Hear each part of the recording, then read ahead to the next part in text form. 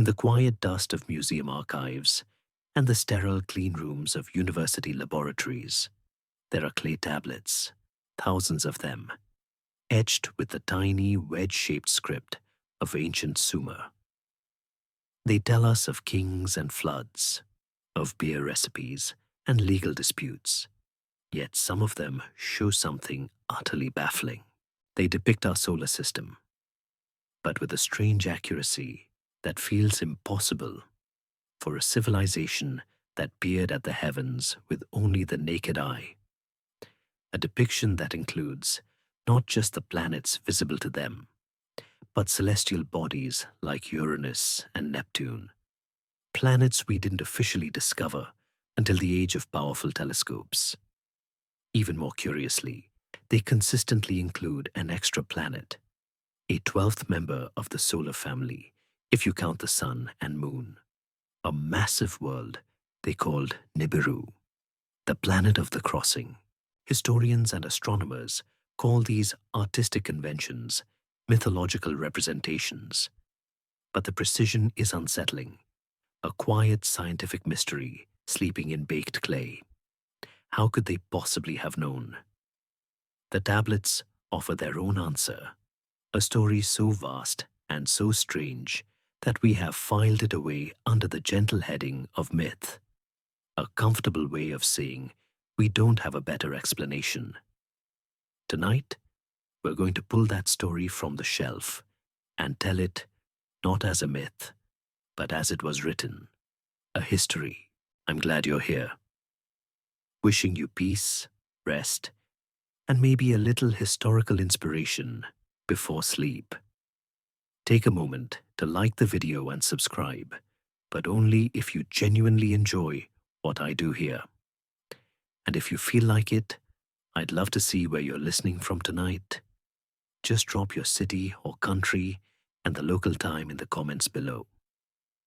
It's always a comfort to know we're sharing this story across the quiet, sleeping face of the world. Our story begins not under the warm yellow sun of Earth, but in the deep, cool twilight of a world adrift.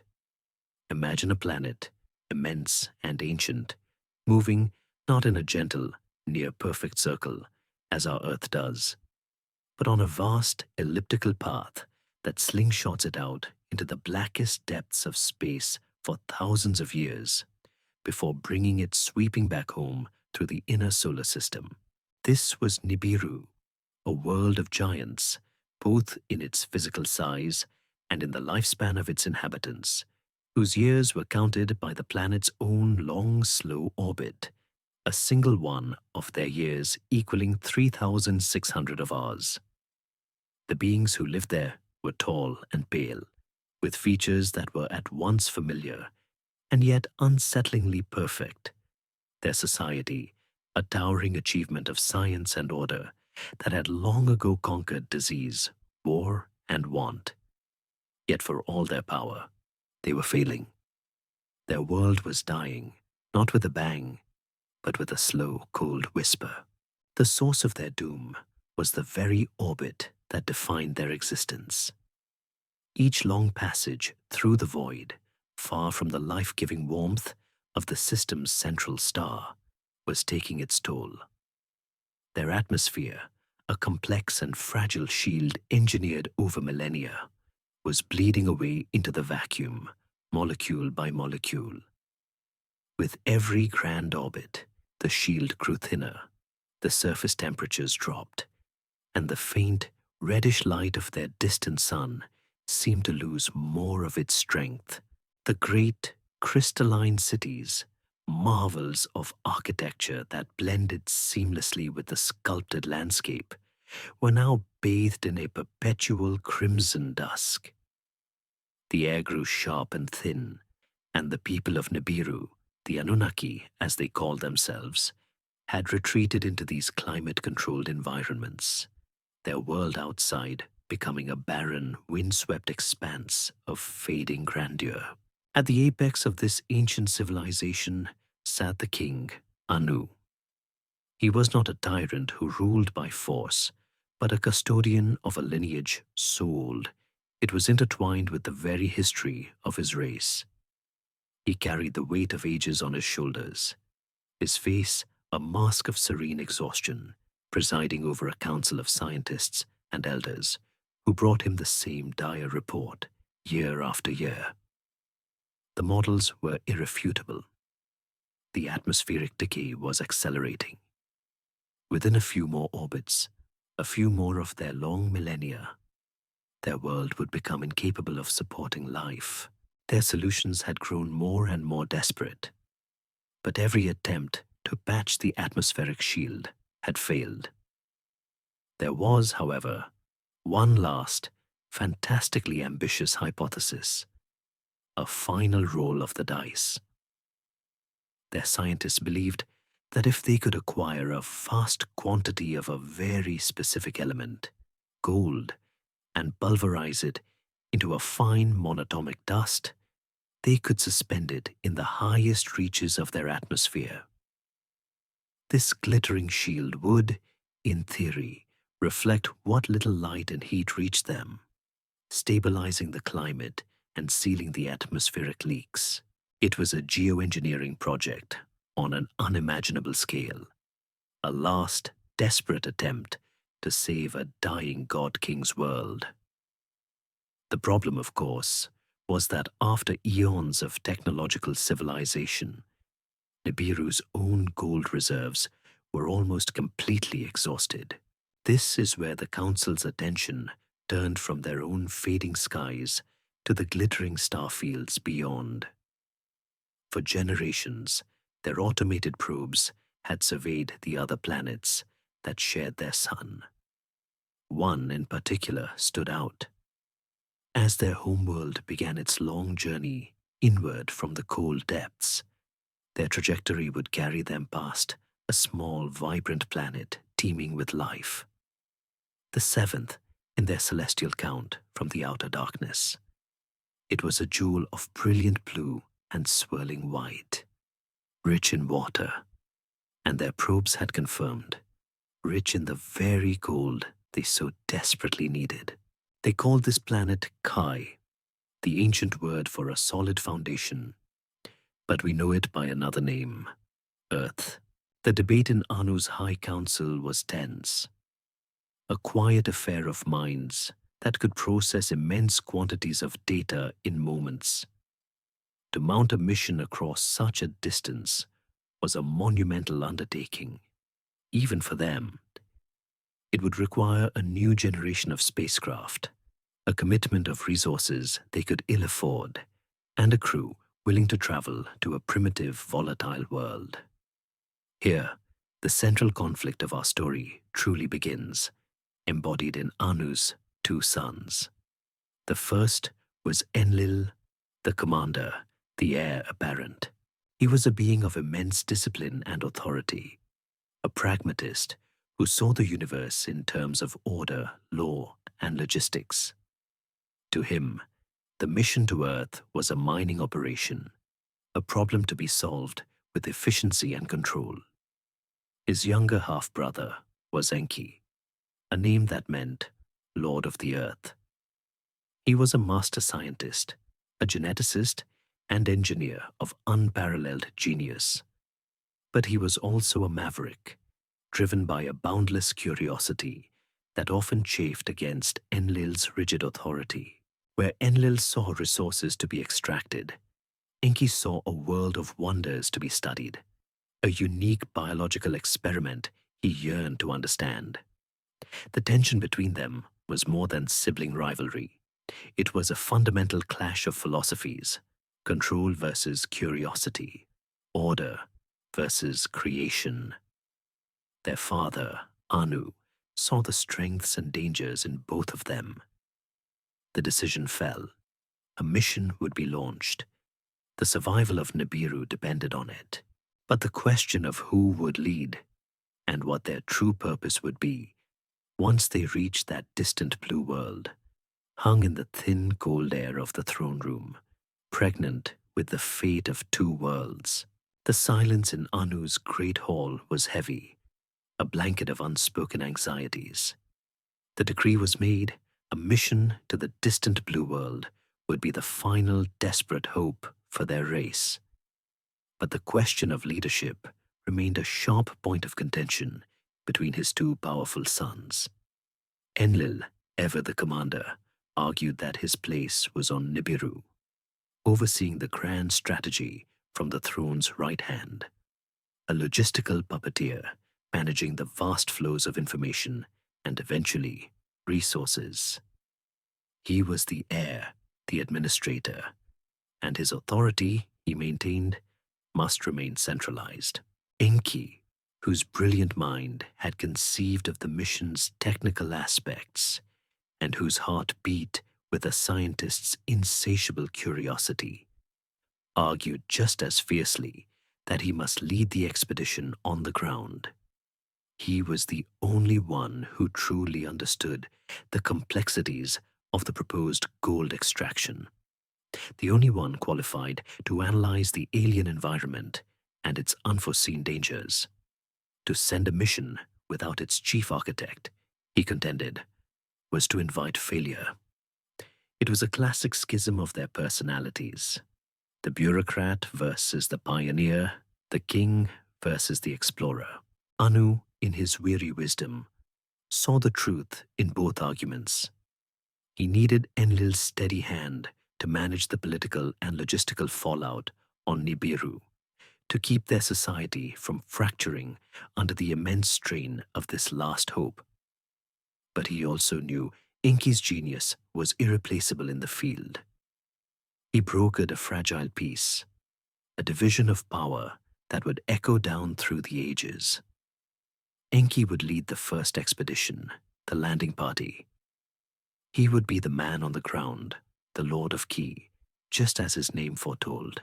He would establish the base, test the environment, and begin the preliminary operations.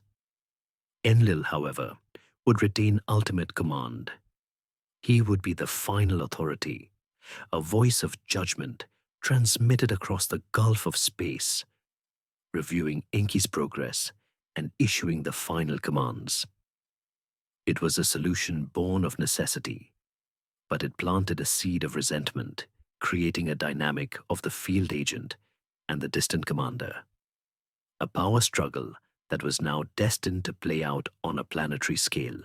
To temper the ambitions of his sons, Anu decreed that a third key figure would join the mission, his daughter, Ninhursag.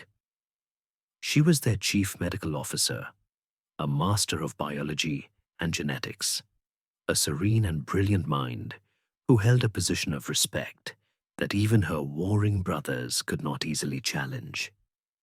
She would be the neutral party, the caretaker of the crew's well-being, and a scientific peer to Enki.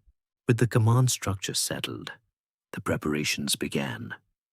The celestial chariots, as later primitive eyes would call them, were readied in vast silent hangars carved deep into Nibiru's crust. These were not the crude chemical rockets of humanity's future imagination. They were vessels of exquisite grace, sculpted from materials that shimmered and seemed to drink the faint light, moving without sound or fury by manipulating the very fabric of space-time. A crew of 50 was chosen, a small group of Anunnaki selected for their courage, their scientific acumen, and their psychological resilience. They were pioneers, leaving behind the familiar twilight of their home for the unknown glare of a younger, more vigorous star. Into the heart of the main vessel, Enki himself placed the MEs, the tablets of destiny. These were not stone tablets, but shimmering crystals, data storage devices of unimaginable capacity, containing the sum of Nibiru's knowledge, star charts, engineering schematics, biological encyclopedias, and the precise coded instructions for their mission. They were the soul of Nibiru's science, the portable library of a dying world. The departure was a solemn, silent affair. There were no cheering crowds or grand parades. Their situation was too precarious for celebration. As Enki's ship ascended, lifting away from the familiar sculpted cityscape, he watched his world fall away below. Nibiru from space was a majestic sight, a vast orb of deep crimson and swirling violet, but he could see the telltale thinness of its atmospheric shroud, a fragile veil clinging desperately to a dying world. As they moved out into the system, the planet shrank to a crescent, then to a star, a fading red ember in the infinite black. The weight of his purpose settled upon him then, a cold, heavy certainty. He was the custodian of that ember's final hope. The journey would be long, impossibly so by human standards. To endure it, to cross the chasm between worlds, the 50 pioneers were sealed into chambers of deep stasis. It was not a dreamless, empty sleep, but a slow, drifting state of consciousness where time became elastic and thoughts flowed like deep ocean currents.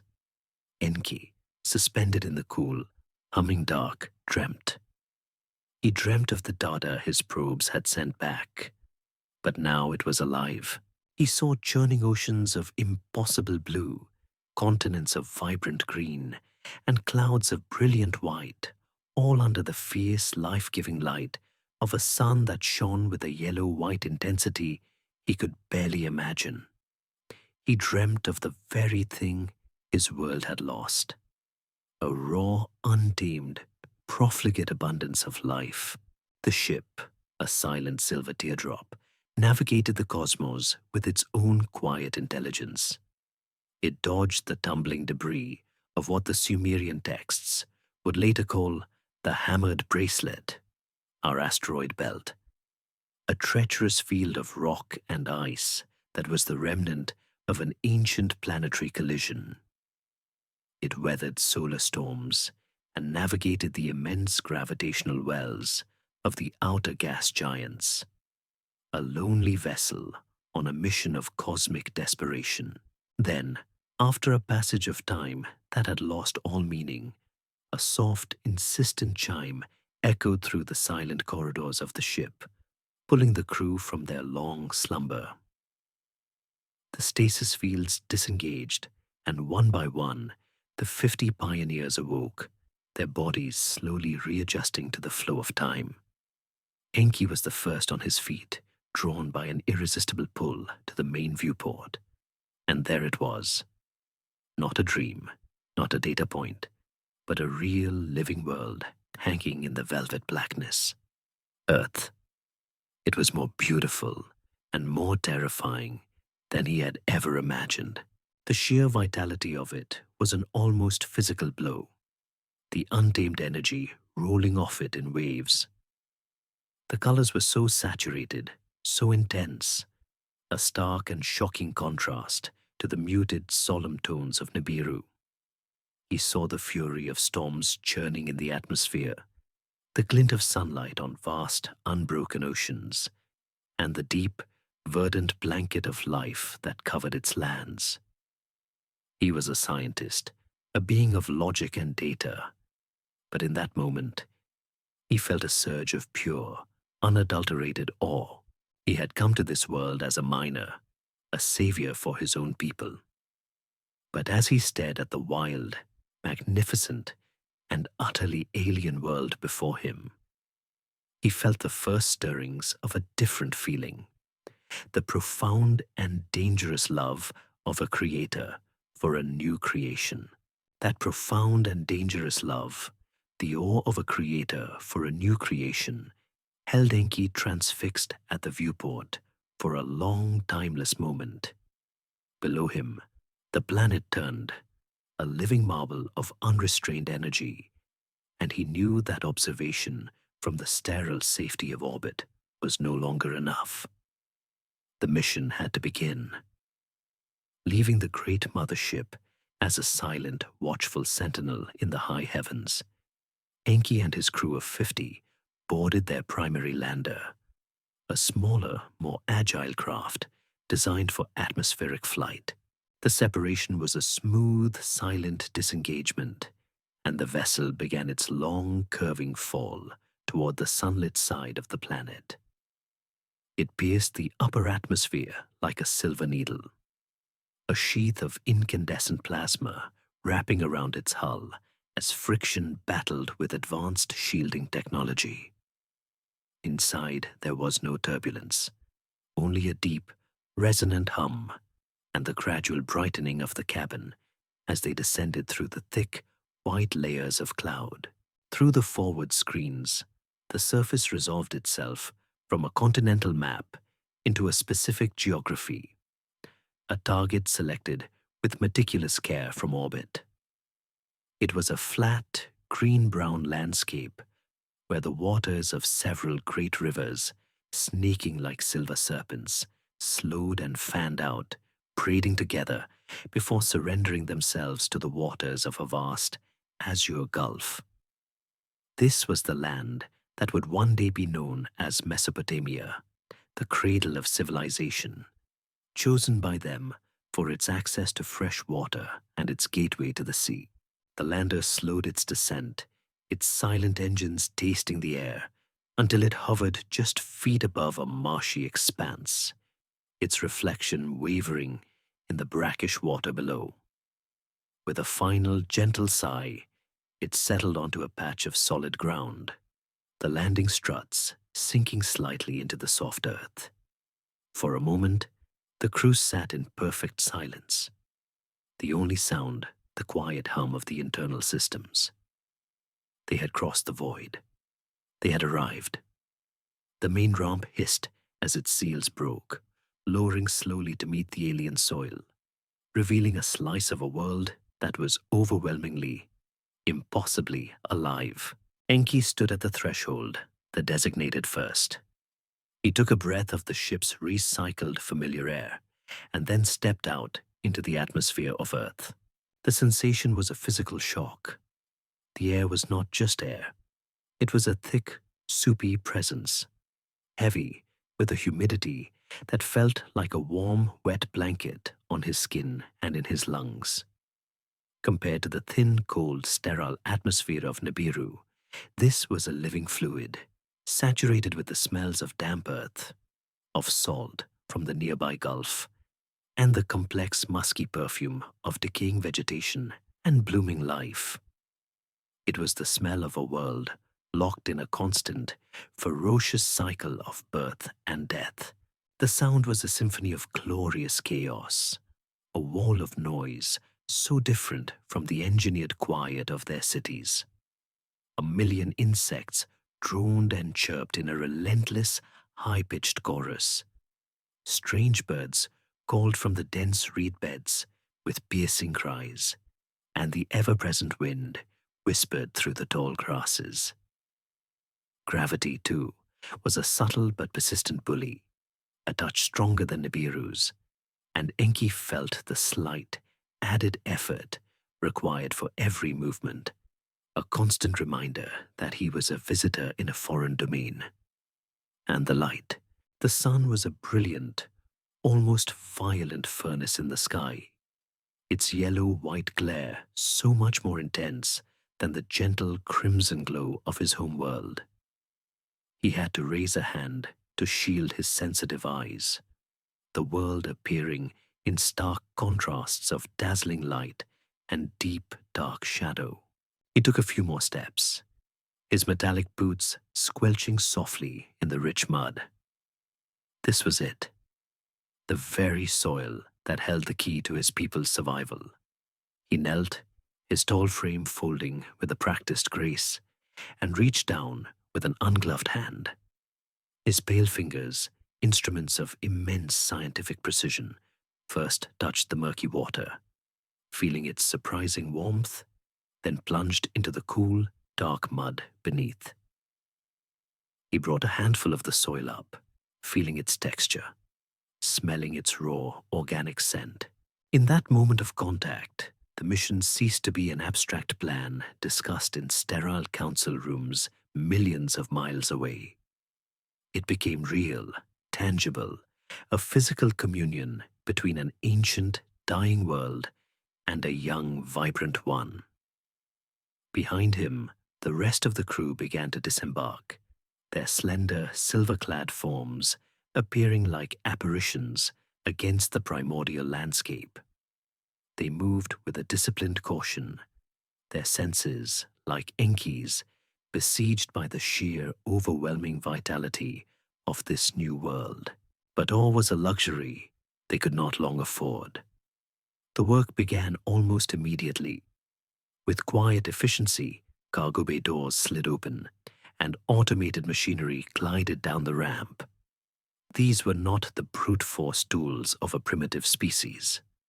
Sleek, floating drones fanned out, mapping the immediate area with scanners that penetrated deep into the earth, searching for the most stable bedrock. Construction units followed, humming with a low-frequency energy that caused the earth to part before them, leveling the ground and compacting the foundations without excavating a single clump of dirt. They were shaping the land with sound and focused energy, a process that was at once alien and yet strangely harmonious with the environment. On a carefully selected rise, just far enough from the water's edge, the first structure began to take shape. Prefabricated panels of a lustrous white material lifted from their containers and locked into place, assembling themselves under the guidance of the drones into a clean geometric habitat that seemed both shockingly out of place and yet possessed of its own serene beauty. As the final panels sealed the structure and its internal life support systems came online, a soft hum that created a small, perfect bubble of Nibiru's environment on Earth. Inke gathered his weary 50. They stood before their new home, a tiny outpost of order in a vast wilderness. He raised his hand, and in the strange, heavy air of this new world, he gave their settlement its name. He called it Eridu, a name that, in their ancient tongue, meant home in the faraway. It was a declaration, a comfort, and a constant aching reminder of the red star that now seemed a universe away. Eridu was a marvel, a perfect testament to Anunnaki science and order, a gleaming white city of one born from the primordial marsh.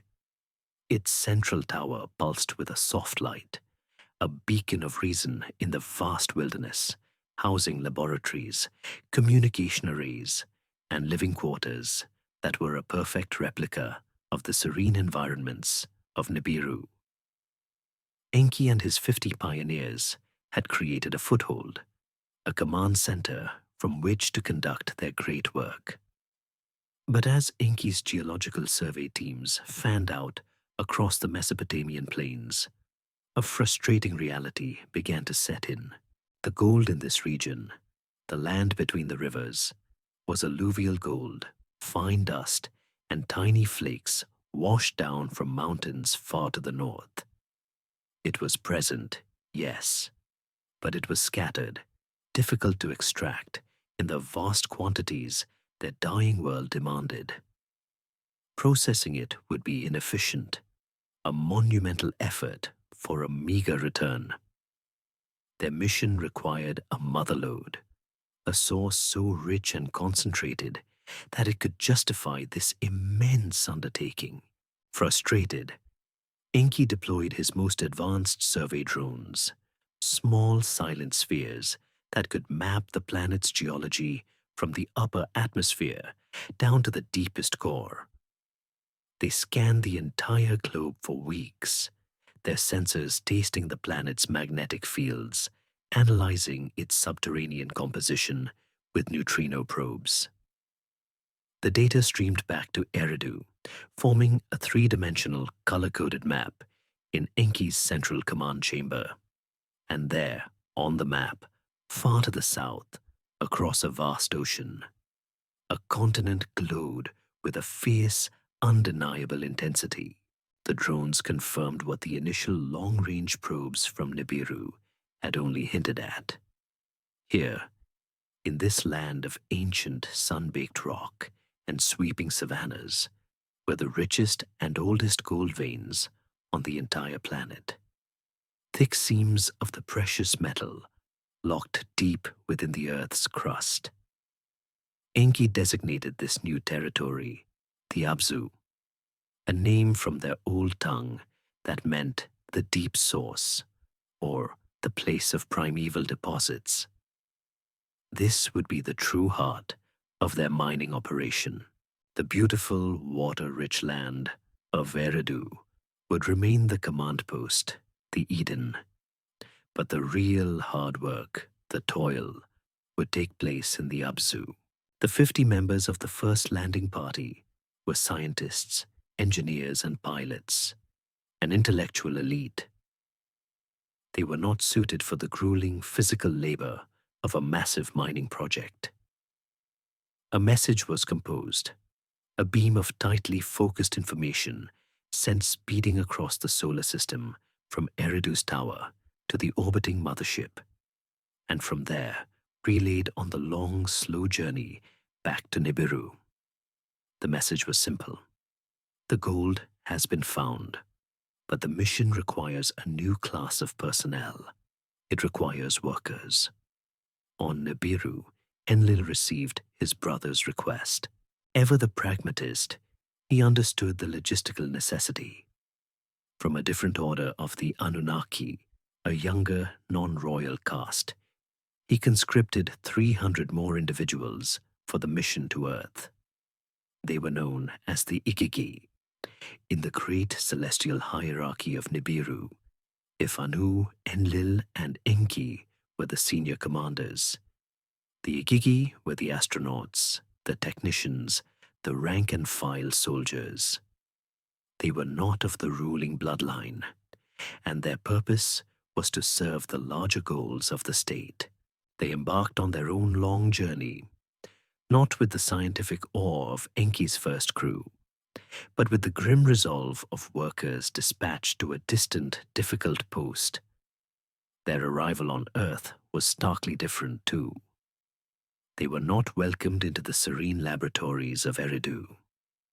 Their ships descended directly into the harsh, dry heat of the Abzu, a land that would become their workplace, their barracks, and their prison.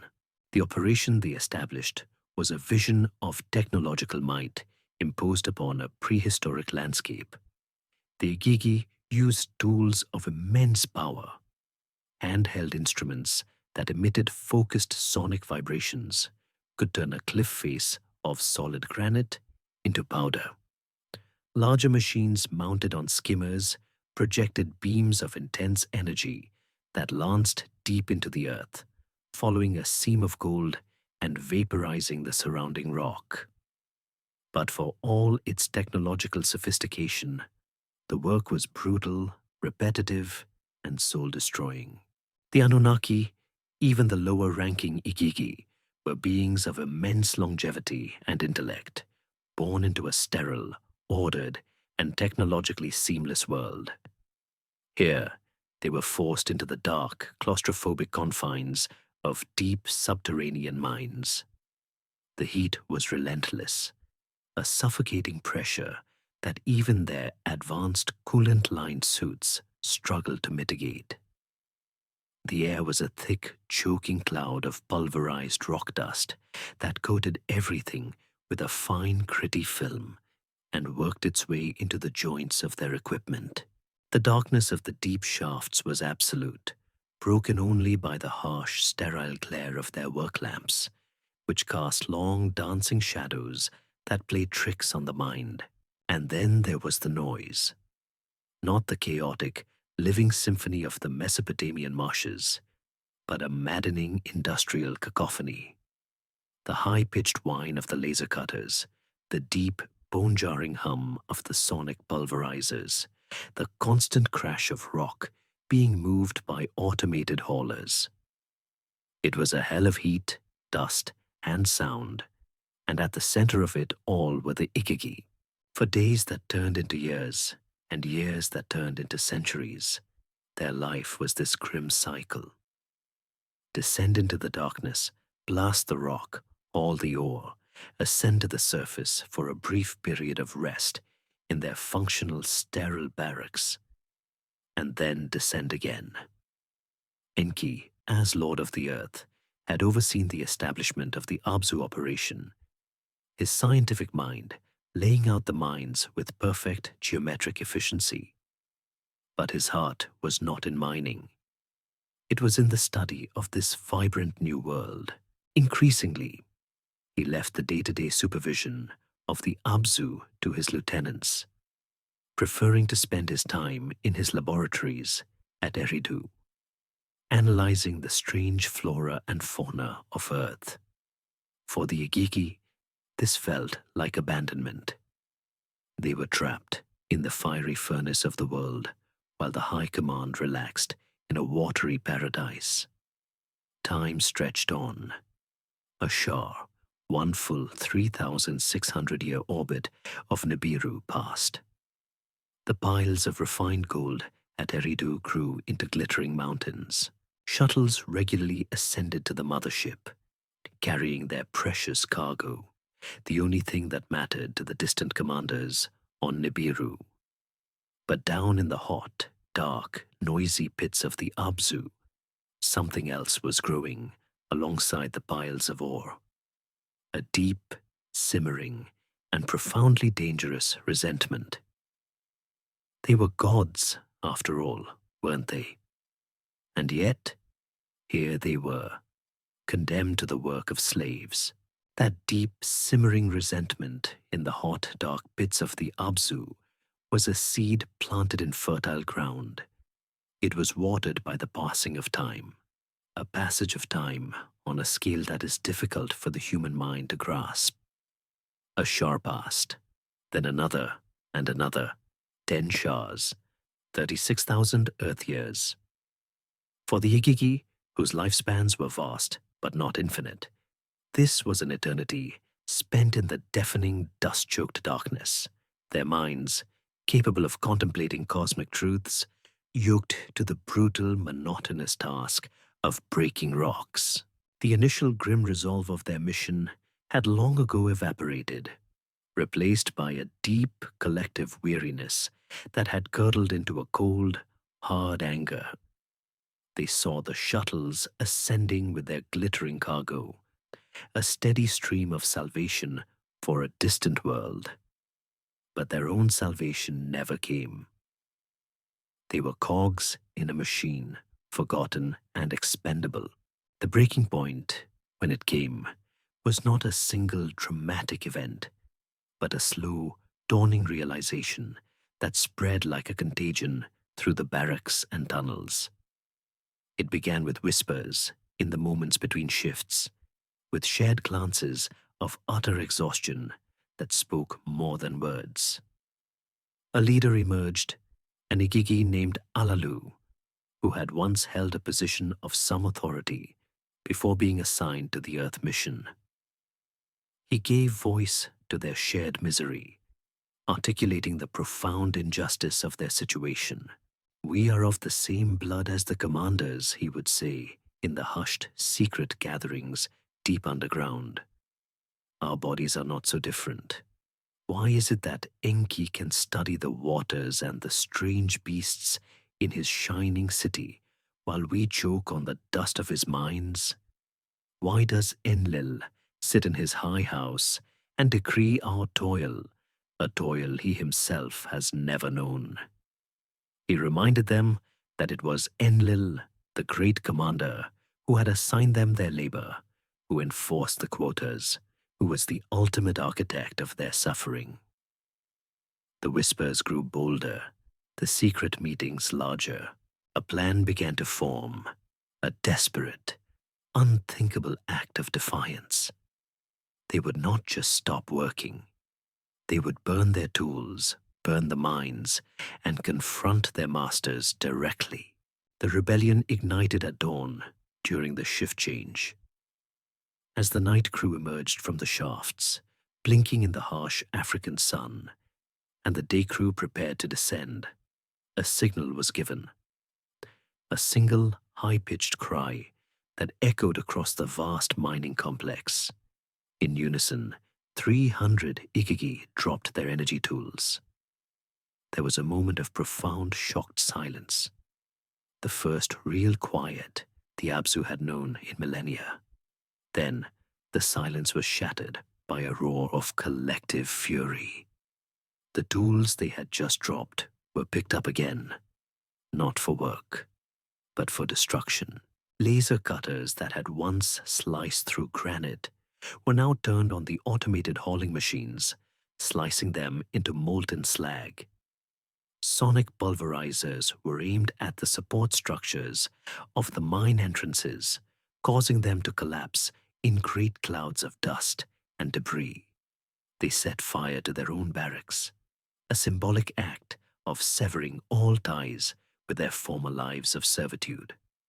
It was a catharsis of fire and violence, a furious, desperate scream against the ages of toil. When the fires were burning high against the morning sky, they formed a column, an army of rebellious gods. Their faces were grim, illuminated by the flames of their burning prison, and they began to march. Their destination was the source of the decrees, the home of the commander. They marched for Eridu to confront Enlil himself, who had the misfortune of being on a periodic inspection tour of the Earth operations. News of the approaching mob, a moving cloud of dust on the horizon, reached Eridu long before they arrived. The 50 original scientists and engineers, beings of logic and reason, were thrown into a state of alarm. Rebellion was not a concept they were equipped to handle.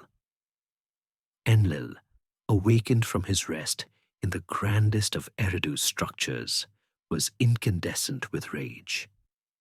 This was not just a work stoppage. It was mutiny, a direct challenge to his authority, an unforgivable breach of the order that defined their very existence.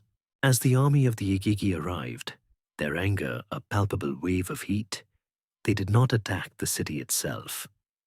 Instead, they surrounded Enlil's dwelling, their numbers a threatening silent ring of accusers. They began to chant, a low menacing rhythm, demanding that the commander show his face. Enlil, barricaded inside, sent his trusted vizier, Nusku, to the gate. Nusku opened a small portal and called out, his voice amplified, demanding to know who was the instigator of this madness. Alalu, the rebel leader, stepped forward from the crowd. He pointed a dust-covered finger at the commander's house. "Every single one of us has declared war," he shouted, his voice raw with emotion. "We have put a stop to the digging. The excessive labor has killed us. Our work was too heavy, the distress too much." The crowd of Igigi roared its approval. Nusku, shaken, carried the message back to Enlil, who listened in disbelief.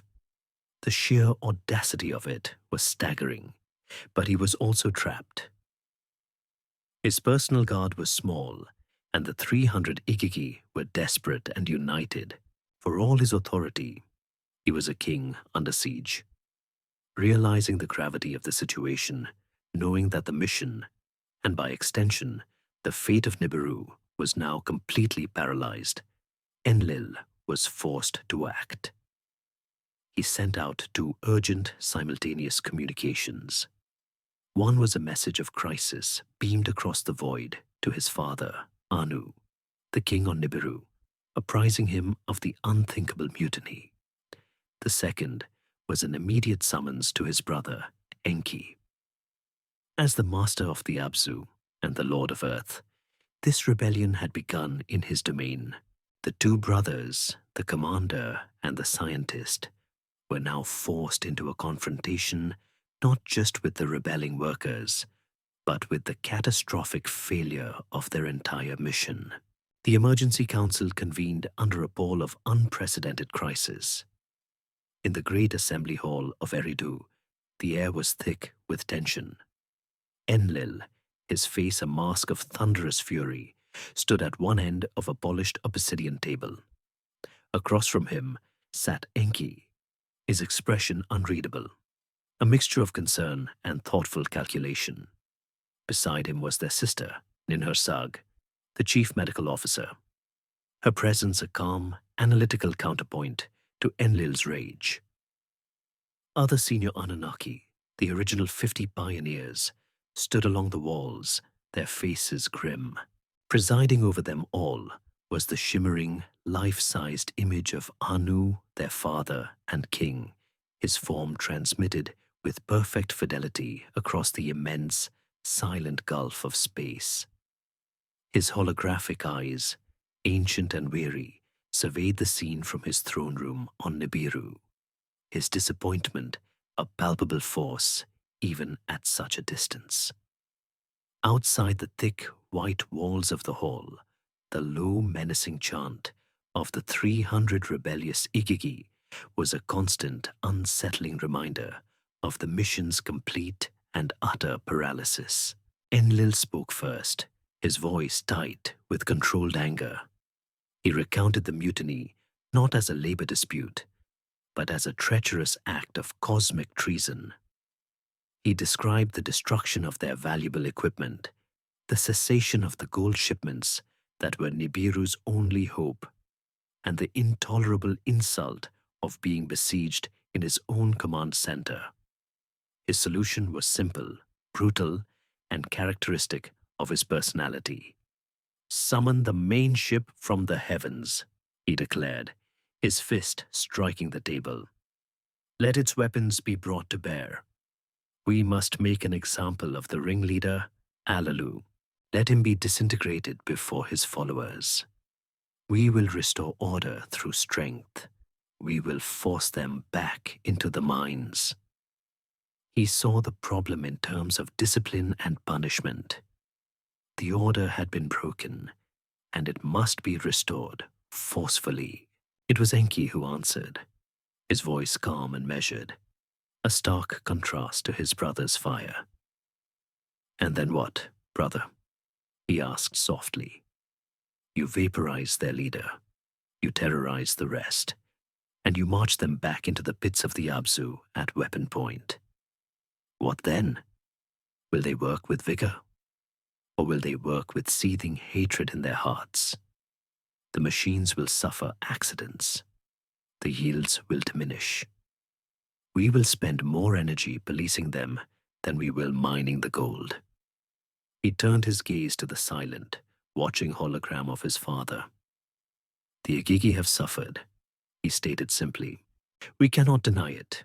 The work is hard, far harder than we anticipated. They are not built for this kind of relentless, physical toil in a hostile environment.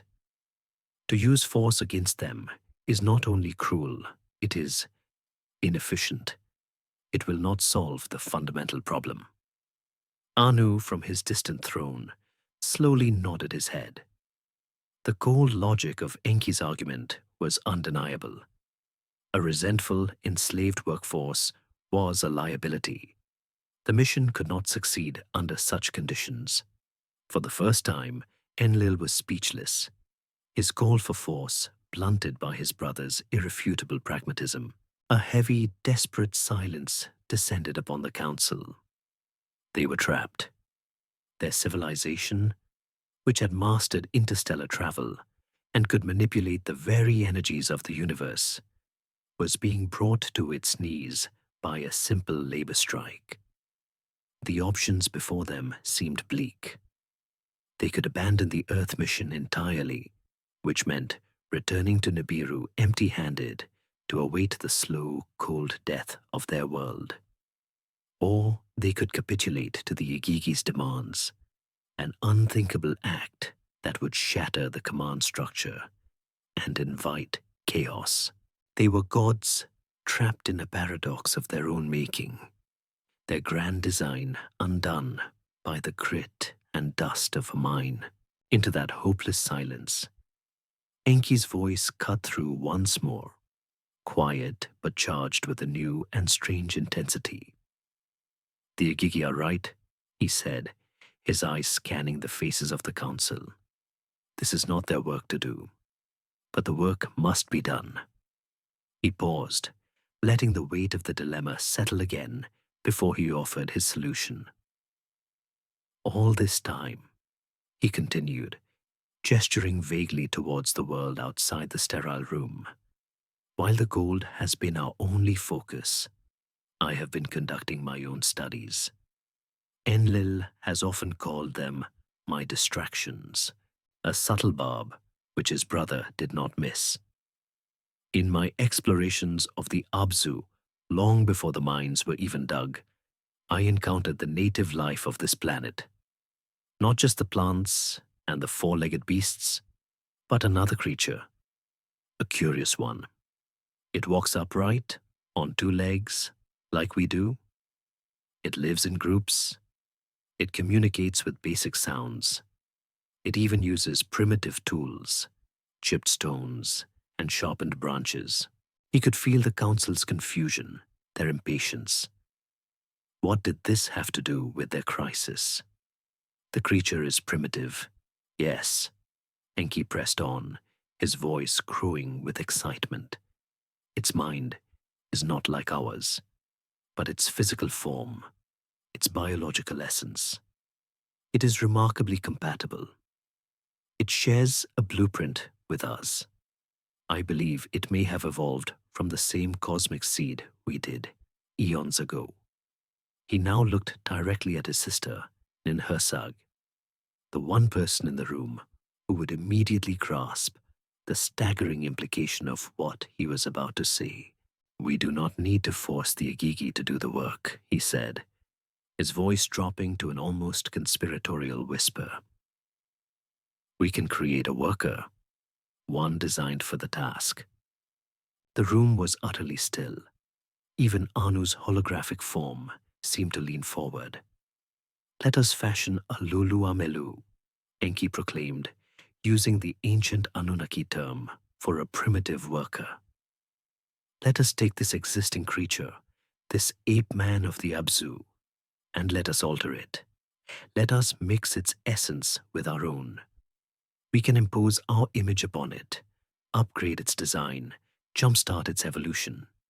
We can make it intelligent enough to understand our commands, to use our tools, to take over the toil in the mines. We can create a servant race. He turned fully to Ninhursag, the master geneticist. You, my sister, have the wisdom and skill. With my design and your hands, we can bring this new being into existence. We can fashion a worker in our own likeness who will bear the yoke for the Igigi.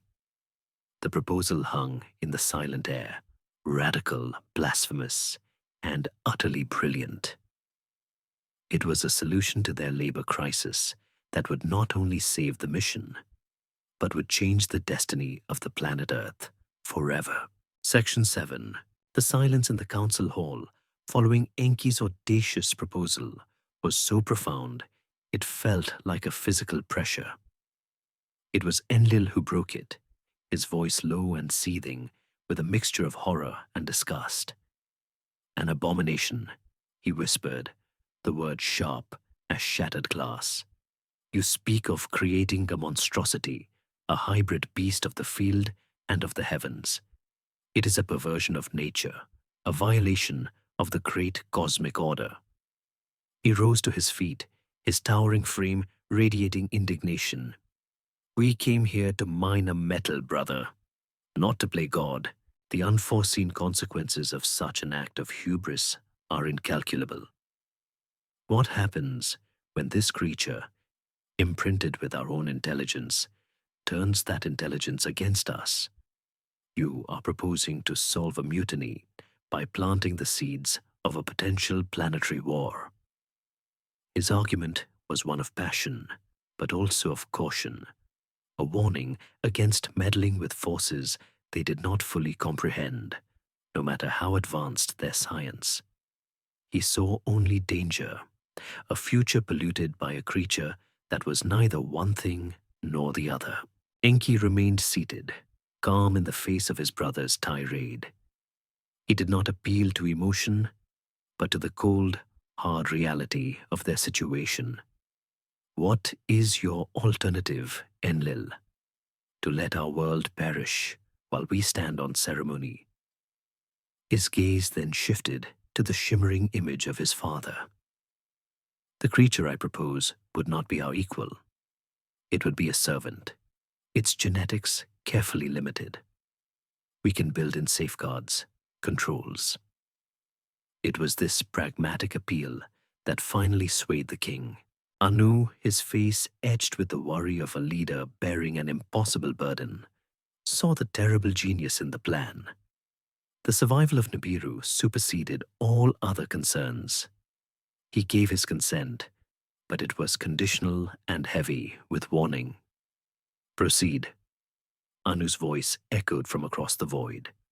But you will heed Enlil's caution. The creature you create must be a worker, not a rival. Ensure that it cannot procreate. We will not have our creation multiplying beyond our control, becoming a plague upon this world. Make them, but make them sterile. With the king's reluctant blessing, the great and terrible work began. Enki and Ninhursag established a new, specialized facility, a gleaming white laboratory built in the serene landscape near Eridu, far from the grit of the mines and the tension of the siege.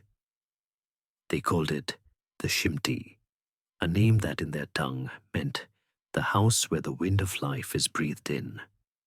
It was a place of absolute sterility and advanced biological science, a temple to genetics.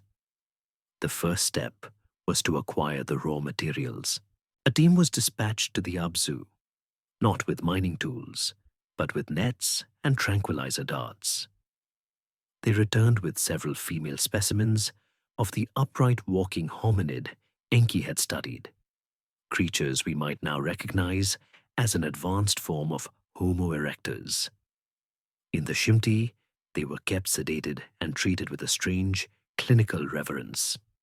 From them, Ninhursag, with the delicate precision of a master surgeon, extracted the ova, the egg cells. This was the clay of the earth, the biological foundation upon which they would build. At the same time, Enki prepared the divine essence. The ancient myths would later speak of this as the blood of a slain rebellious god, a poetic and perhaps politically convenient metaphor. The reality in the lab was less dramatic, but no less profound. A young, healthy Anunnaki male from the Igigi ranks volunteered, and from him, the vital genetic material was drawn. It was sequenced, analyzed, and specific genes, those that governed higher reasoning, language capacity, and fine motor skills, were isolated and prepared for the delicate process of insertion. The first attempts were catastrophic failures. In the glowing nutrient baths of the laboratory, Ninhursag combined the hominid egg with the Anunnaki genetic markers and fertilized the hybrid cell. Some failed to divide at all. Others began to grow, but the process was flawed, the genetic codes warring with each other rather than merging. Those embryos that reached a stage where they could be implanted into the wombs of the captured hominid females resulted in tragedy. The Sumerian texts themselves speak of this with a stark honesty, describing a series of monstrous births, creatures with malformed limbs, with organs in the wrong places, beings that were born silent and still, or who survived for only a few moments. It was a procession of horrors born from an imperfect science. Ninhursag, the great life-giver, was distraught, her confidence shattered by the grotesque results of her work. She was ready to declare the project a failure, an impossible dream. Enki, however, refused to concede. He comforted his sister, studying the failures with a scientist's dispassionate eye. The formula is correct, he insisted, pointing to the glowing genetic charts. The error is not in the design, but in the vessel. The hominid womb is too primitive. It cannot provide the complex nourishment and signaling required to bring our creation to term.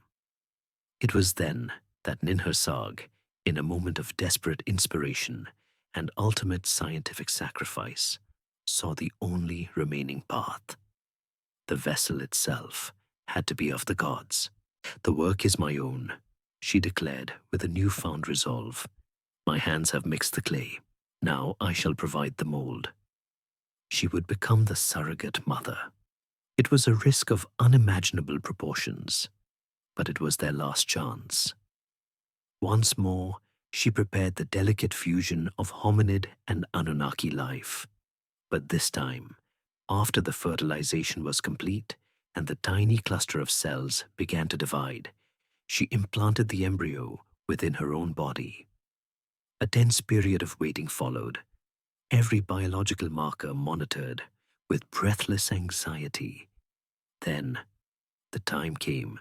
In the sterile, silent heart of the Shimti, Ninhursag went into labor. Enki was at her side as she gave birth. The infant that emerged was perfect. It was a marvel, a seamless blend of two worlds.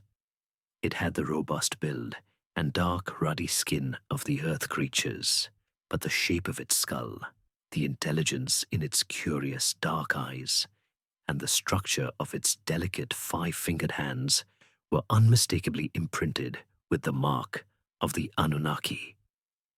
It was the first of a new kind.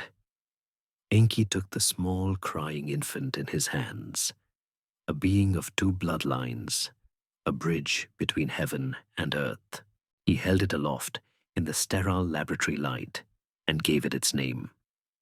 "Adamu," he said, the word echoing in the quiet room, "for he is of the earth's clay."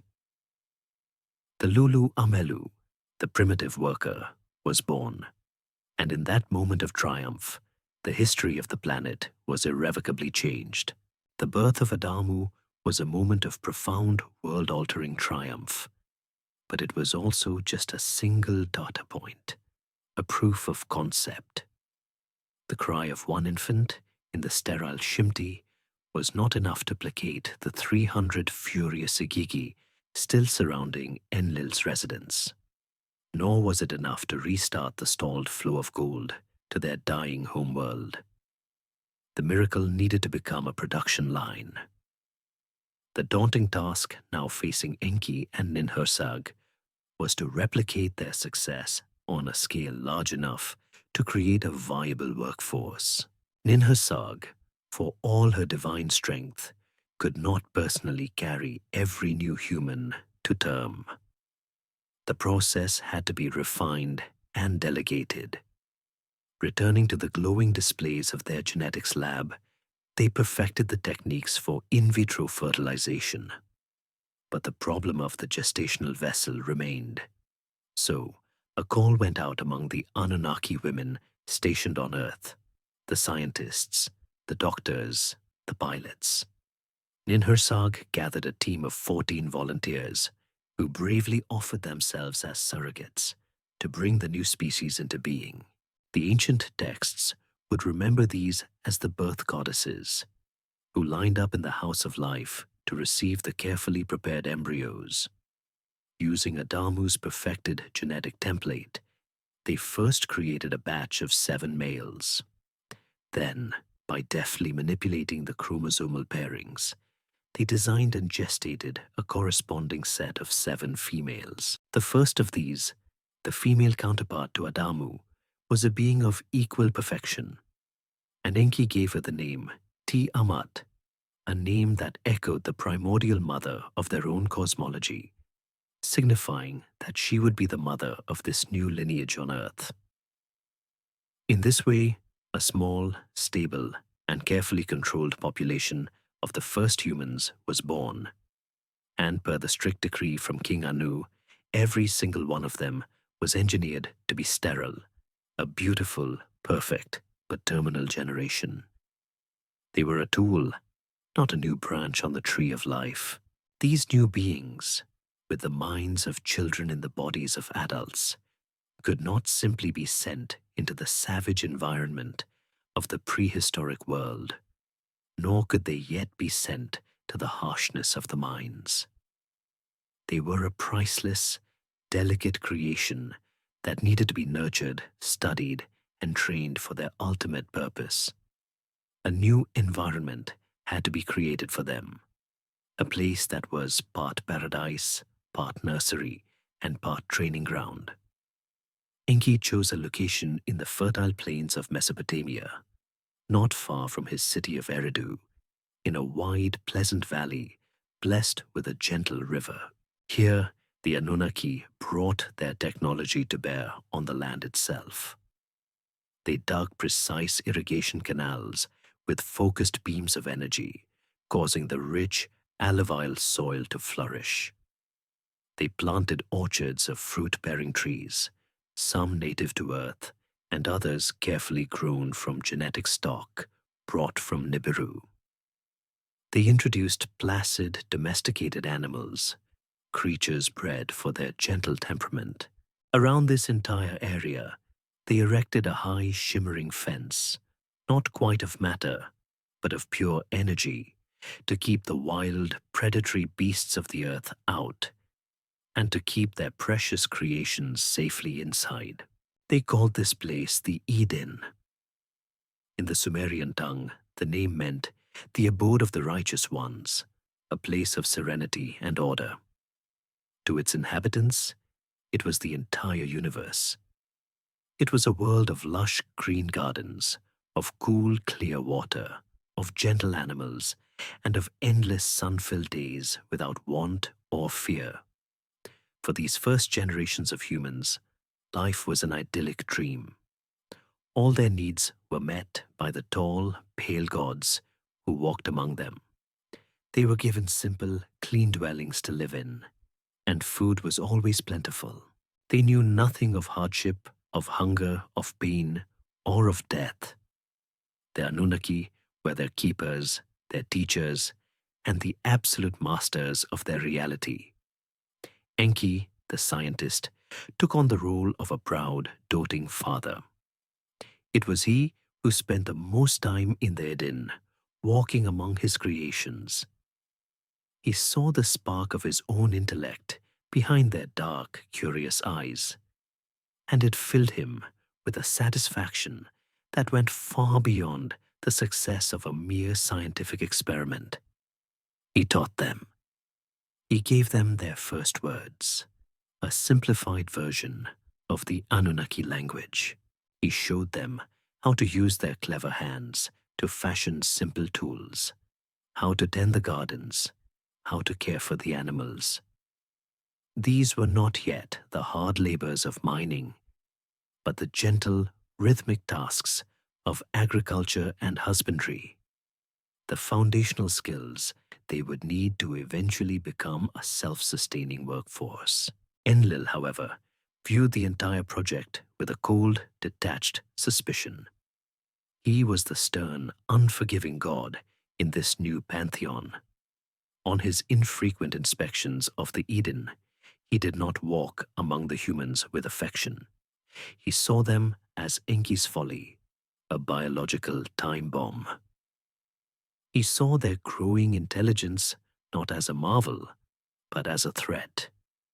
He would watch them from a distance, his mind filled with calculations of risk, seeing only a tool that could one day be turned against its creator. This fundamental difference in attitude between the two brothers created a strange duality for the first humans.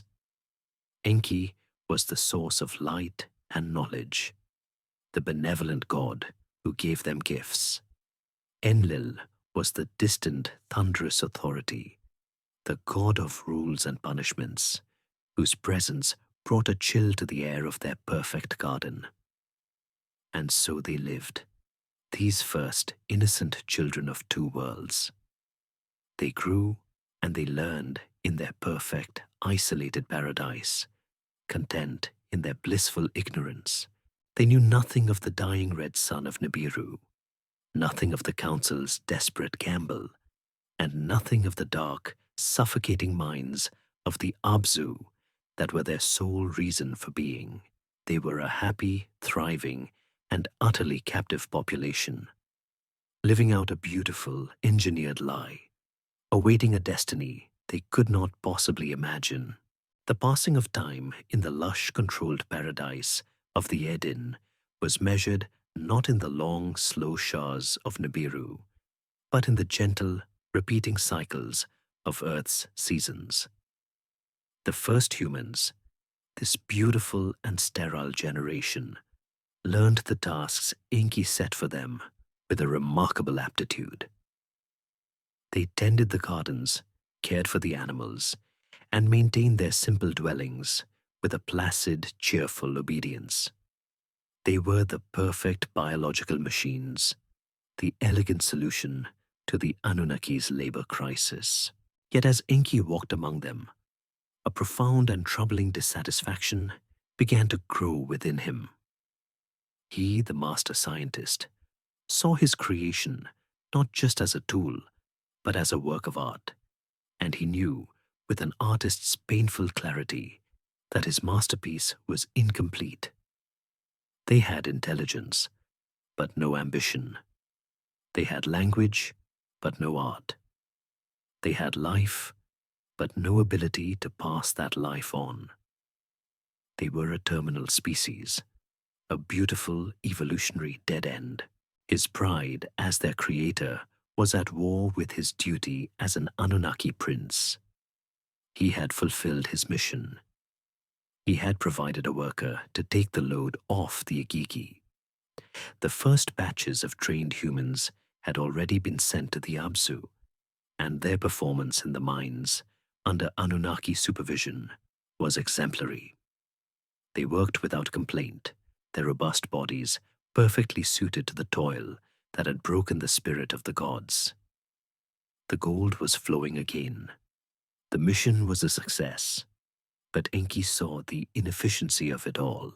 Creating each new worker in the laboratories of the Shimti was a slow, resource-intensive process. To truly create a sustainable workforce, to populate the mines for the long ages that would be required to save Nibiru, his new species would need to be able to replicate itself.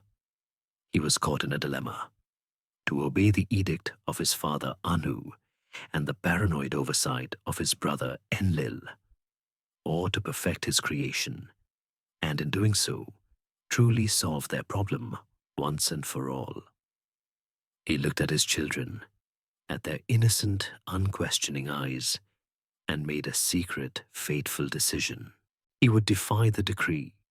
He would give them their final forbidden gift. The myths of a later age would tell this story with symbols: a serpent, a tree, a tempting piece of fruit. The reality was an act of deliberate, covert genetic science. Choosing the most advanced of his creations, Adamu and Tiamat, Enki led them to a secluded grove in the heart of the Eden, away from the watchful eyes of the other Anunnaki. Here, in this quiet, sacred space, he completed his work. It was not a conversation, but a procedure. Perhaps it was a simple injection, a carefully formulated hormonal supplement, or a subtle burst of benign radiation from a handheld device. Whatever the method, the goal was to activate the dormant sequences he had deliberately left locked within their DNA, to switch on the latent biological machinery of procreation. He was, in the most literal sense, rewriting their destiny. He was opening their eyes, not to some abstract concept of good and evil, but to the fundamental biological truth of their own bodies. He was giving them the knowledge of how life creates life. The change was instantaneous and profound. It was not a flash of light, but a quiet internal dawn of consciousness. Adamu and Tiamat looked at each other, and for the first time, they truly saw each other. They were no longer just companions in a shared placid existence. They were male and female, two halves of a biological equation. This new awareness rippled outward, transforming their perception of everything. They looked at their own hands, their own bodies, with a sudden, shocking sense of individuality. They were separate, distinct beings, no longer just harmonious parts of the garden's scenery. This sudden blossoming of self-awareness brought with it a cascade of new, bewildering emotions. The ancient stories would call it shame. But it was not guilt. It was the awkward, overwhelming self-consciousness of adolescence. The realization of one's own distinct identity. And with that came the instinct to define and protect that identity. They looked at their own nakedness, which had been as natural as that of the animals around them, and suddenly felt a need for privacy, for a barrier between the self and the world. Using large leaves from the garden, they fashioned simple coverings for themselves. The first tentative act of a species that had just discovered it was separate from nature. It was this simple, profound change that Enlil noticed on his next inspection. He strode into the Eden with his usual air of stern authority, but the atmosphere felt different. The humans, who usually greeted him with a wide-eyed, placid reverence, now seemed hesitant. They averted their gaze. Their eyes held a new and knowing light that he found deeply unsettling. Then he saw it, the crude loincloths of woven leaves. It was an insignificant detail that signified a cataclysmic shift. "What is this?" he thundered, his voice echoing through the perfect garden. "Why do you cover yourselves?" Adamu, his new consciousness still struggling with the concept of deception, answered with a naive honesty. "The Creator, the one who made us. He opened our eyes," the first man explained, "and we saw that we were different." The blood drained from Enlil's face. He knew instantly what had happened. Enki, his treacherous, meddling brother, had defied a direct order from the king himself. Enlil's worst fears had been realized. He saw the future in a terrifying flash. These creatures, now able to breed uncontrollably, spreading across the planet like a weed, 1 billion biological time bombs, each with a spark of Anunnaki intelligence. His fury was absolute. His first act was not to confront his brother, but to punish the vessel of his crime. He raised his hand and pointed to the energy barrier that contained their paradise. "This experiment is over," he roared. "They are flawed, contaminated." Before the shocked and terrified eyes of the first humans, he commanded the gates of the Deine to open, and with his guard, he drove them out. They were cast out from their only home, expelled from their perfect, engineered world, into the vast, untamed wilderness of prehistoric Earth, left to survive on their own, with nothing but the dangerous new knowledge that had cost them everything. The closing of the Eden's shimmering gate was a silent final act that severed the first humans from their creators and their cradle. Adamu and Tiamat stood alone in a world they did not know. The familiar, perfect garden at their backs, and an endless, terrifying wilderness stretching out before them. The shock was absolute. For the first time in their existence, they felt the pang of true hunger, the bite of a cold night wind against their skin, and the primal, heart-stopping fear of a predator's cry in the deep darkness. The world outside their gilded cage operated on a brutal, simple logic of survival that was entirely alien to them. The gentle, rhythmic tasks Enki had taught them, tending plants, caring for animals, now had to be recalled and repurposed not for pleasant, God-supervised activity, but for a desperate, moment-to-moment struggle to stay alive. They found shelter in a cave, its damp, earthy smell a poor substitute for their clean, dry dwellings. They foraged for edible plants, learning through painful trial and error which fruits were nourishing and which were poison. They learned to fear the shadows, the rustle in the tall grass, the glint of hungry eyes in the night. Enki, from his high tower in Eridu, watched them through his remote instruments, his heart aching with a mixture of profound pity and burgeoning pride. He had been severely reprimanded by Enlil in a furious private confrontation, and was now forbidden from making direct contact with his exiled children. The command from Enlil, now the de facto overseer of the human project, was clear. Let them fend for themselves. If they perish, it is the price of your disobedience. But a creator cannot so easily abandon his creation. In subtle, deniable ways, Enki intervened. A sudden landslide might block the path of a pursuing cave lion. A drone, flying so high as to be mistaken for a bird, might emit a low frequency that guided the lost and thirsty couple toward a hidden spring of fresh water. He could not bring them back to paradise, but he could, and would, nudge the scales of survival ever so slightly in their favor, and survive they did. More than that, they began to thrive, for Enki's forbidden gift was about to bear its first fruit. In the shelter of their cave, Tiamat experienced a new and frightening biological process, one that had not been part of their engineered life in the garden. Without the sterile equipment and medical knowledge of Ninasag, she gave birth to their first child. It was a painful, bloody, and terrifying affair, but the result was a miracle. A small, healthy infant, the first human being born naturally of woman on the planet Earth. They named him Ko-In. Not long after, a second son, Abel, was born. Enki's grand transgression was now a resounding success. His creation was no longer a sterile, limited edition tool. It was a self-replicating, autonomous species, a true new branch on the tree of life. The two boys grew up in this wild world, their lives defined by the struggle for existence. They embodied the two primary paths of early civilization.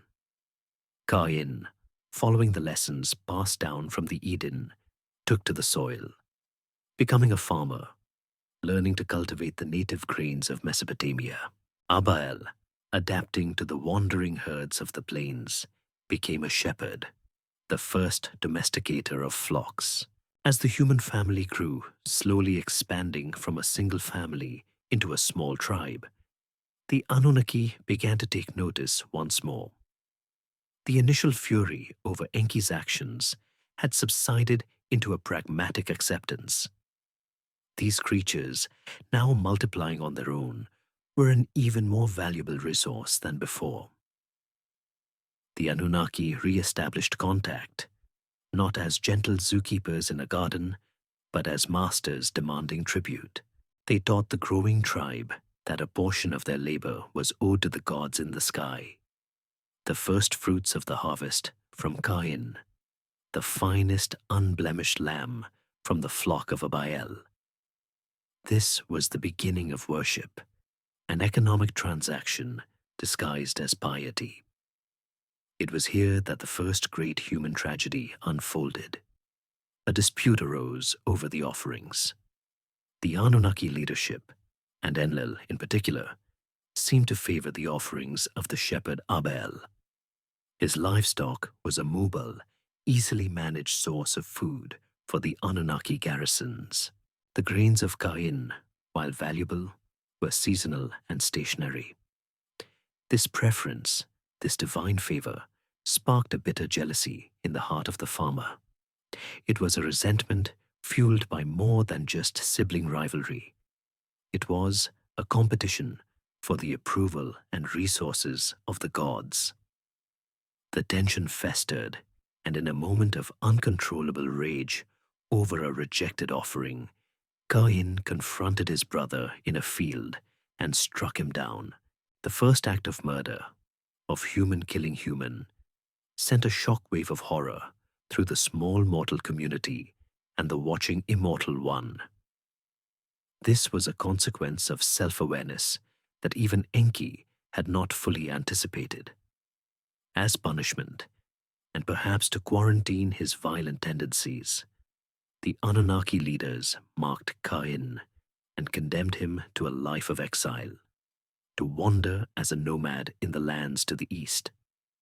This judgment, intended as a curse, had an ironic, unforeseen effect. It became a mechanism for dispersal. Cain and his descendants carried their knowledge and their genes into new territories. Meanwhile, Adamu and Tiamat, grieving their lost son, had another child, Sati, whose lineage would continue the story of settlement. Humanity was now on the move. They followed the great rivers, the Tigris and the Euphrates, establishing small, scattered settlements. They were multiplying, their numbers growing from a handful to hundreds, and then to thousands. For the Anunnaki, this explosive, chaotic success was a source of deeply conflicting emotions. For Enki, watching from his tower, it was a source of immense, secret pride. His children were resilient, adaptable, and clever. They were surviving, and they were spreading. But for Enlil, looking down from his command post, the proliferation of mankind was a rising tide of noise and chaos. These unpredictable, emotional, and now violent creatures were spilling out across the landscape, far beyond his ability to easily control them. They were a successful experiment that had become a planet-wide pest, a source of constant, growing annoyance. The seed of humanity, once planted, grew with a wild, uncontrollable vigor that astonished and alarmed its creators. Millennia passed like seasons. The small, scattered tribes of Adamu's descendants grew into nations. They built villages of mud brick and reeds along the great rivers, and these villages grew into bustling, noisy, and chaotic cities. They learned the arts of pottery, of weaving, and most alarmingly, of organized warfare. The Anunnaki had intended to create a simple beast of burden, a biological tool to serve a single purpose. Instead, they had unleashed a force of nature, a species brimming with the same complex passions, ambitions, and flaws as themselves. For Enki, this was a source of endless fascination. He watched their progress like a proud, if concerned father, marveling at their ingenuity and their resilience. But for Enlil, the commander who prized order above all else, the proliferation of mankind was a rising, intolerable cacophony. His disgust became a visceral, palpable thing. When he would descend from the heavens in his gleaming sky chamber, he was no longer greeted by a pristine, quiet wilderness, but by a world teeming with his brother's chaotic creations. He could hear the noise of humanity rising from the earth below, not just the literal sounds of their cities, their markets, and their squabbles, but the psychic noise of their turbulent, unpredictable existence. They fought, they loved, they betrayed, they built, they destroyed, all with a messy, passionate energy that offended his sense of discipline. In his eyes, they had contaminated the purity of the Earth mission.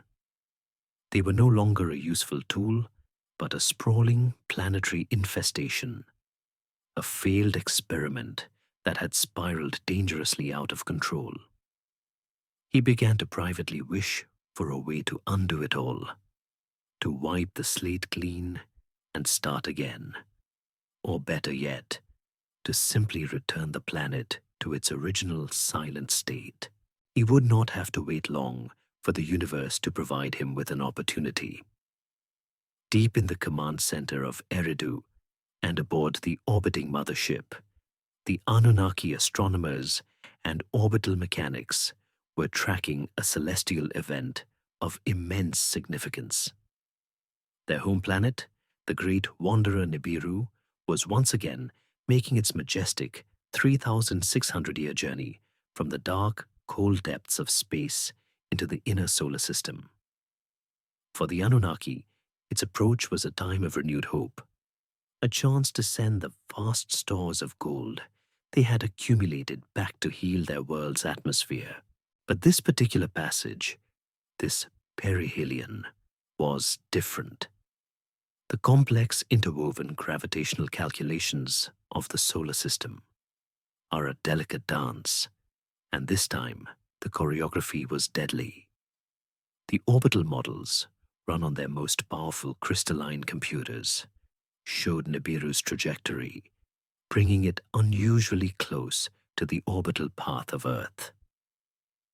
They would not collide, but the gravitational handshake between the two worlds would be catastrophic. The scientists on the council presented their findings to Enlil, their faces grim. The primary effect would not be earthquakes or volcanoes, but something far worse. The immense gravitational pull of the passing Nibiru would exert a tidal force on the entire planet, and its most vulnerable point was the vast, thick, and slightly unstable sheet of ice that covered the southern continent of Antarctica. The models were irrefutable. As Nibiru passed, it would pull on the ice cap, breaking its precarious grip on the continent's bedrock. A mass of ice and snow, trillions of tons in weight, would slide all at once into the southern oceans. The displacement would be unimaginable. It would not create a wave, but would cause the sea level of the entire planet to rise cataclysmically in a single, surging event. A great wall of water, hundreds of feet high, would race north from the pole, moving at the speed of a skyship. It would scour the continents, wiping the lowlands clean of all life, burying cities and mountains alike. It would be a global deluge, a world-drowning event of cosmic mechanical precision. The Great Flood was not a punishment from the heavens, but a predictable, cyclical, and unavoidable side effect of their own home planet's orbit. For Enki, Ninhursag, and the other scientists, the news was a horrifying portent of destruction. Their immediate priority became planning for the survival of the Anunnaki mission itself. All ground-based operations would have to be evacuated. The mines in the Abzu would be flooded and lost. Their cities, including Eridu itself, would be wiped from the face of the earth. They would have to retreat to the sky to ride out the cataclysm from the safety of their orbiting mothership. But for Enlil, the grim report was not a crisis. It was an answer to his prayers. It was a perfect, elegant, and blameless solution to his human problem. He would not have to order a single death. He would not have to fire a single weapon. The cold, indifferent mechanics of the cosmos would perform the great cleansing for him. The universe itself would erase the stain of humanity from the face of his planet. He convened the High Council of the Anunnaki leadership. He laid out the chilling scientific certainty of the coming deluge. He then made his terrible proposal. They would proceed with the evacuation of all Anunnaki personnel and equipment as planned, but they would do so in secret. The decision to create the Lulu has been proven a mistake, he argued, his voice cold and final. They are unruly, they are violent, and their noise distracts from our purpose. Let the great wave wash over them. Let it be the final word on this failed experiment. He looked at each member of the council, his gaze lingering on his brother, Enki. Using the full weight of his authority as mission commander and invoking the sacred laws of Nibiru that demanded unity in the face of a crisis, he forced them all to swear a binding oath of secrecy. They would save themselves, and only themselves. No warning was to be given to the race of men. They were to be abandoned to their fate, left to drown in the rising tide. Enki, his heart a cold stone in his chest, was forced to take the oath, his words a bitter ash in his mouth. He was now bound by a sacred promise to stand by and watch, as the world of his own children was washed away. The oath, once sworn, became a prison for Enki's conscience. In the years, months, and then mere weeks leading up to Nibiru's fateful passage, the Anunnaki on Earth began their silent, orderly retreat. Under Enlil's strict command, they worked with grim efficiency, dismantling their most vital equipment from Eridu and the mining outposts in the Abzu. Shuttles ascended in a steady, silent stream, carrying personnel, data crystals, and refined gold up to the safety of the great mothership that waited like a patient star in the high heavens. All the while, down on the planet's surface, the race of men continued its vibrant, oblivious existence. They plowed their fields, built their cities, haggled in their markets, and fought their petty wars, completely unaware of the cosmic judgment that was racing towards them. Every day was a fresh torment for Enki. He would walk through their bustling city of Shurupak in the guise of a traveler, his divine nature hidden beneath a simple cloak, and see the world he was sworn to abandon. He saw the intricate patterns a weaver worked into a piece of cloth, the focused frown of a scribe etching a story onto a clay tablet, the laughter of children playing in the dusty streets. He saw life in all its messy, imperfect, and beautiful complexity, and the thought of its imminent total annihilation was a weight that grew heavier with each passing hour. This was not just a failed experiment, as Enlil claimed. This was his family. He spent long, sleepless nights in his observatory tower, wrestling with the chains of his sworn word. To openly defy Enlil and the Council was unthinkable. It would mean a civil war among the gods, a schism that would shatter their mission and perhaps doom Nibiru just as surely as the lack of gold.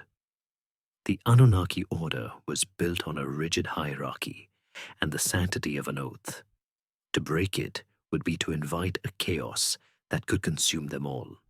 And yet, to honor it meant being complicit in the genocide of a species he had come to love.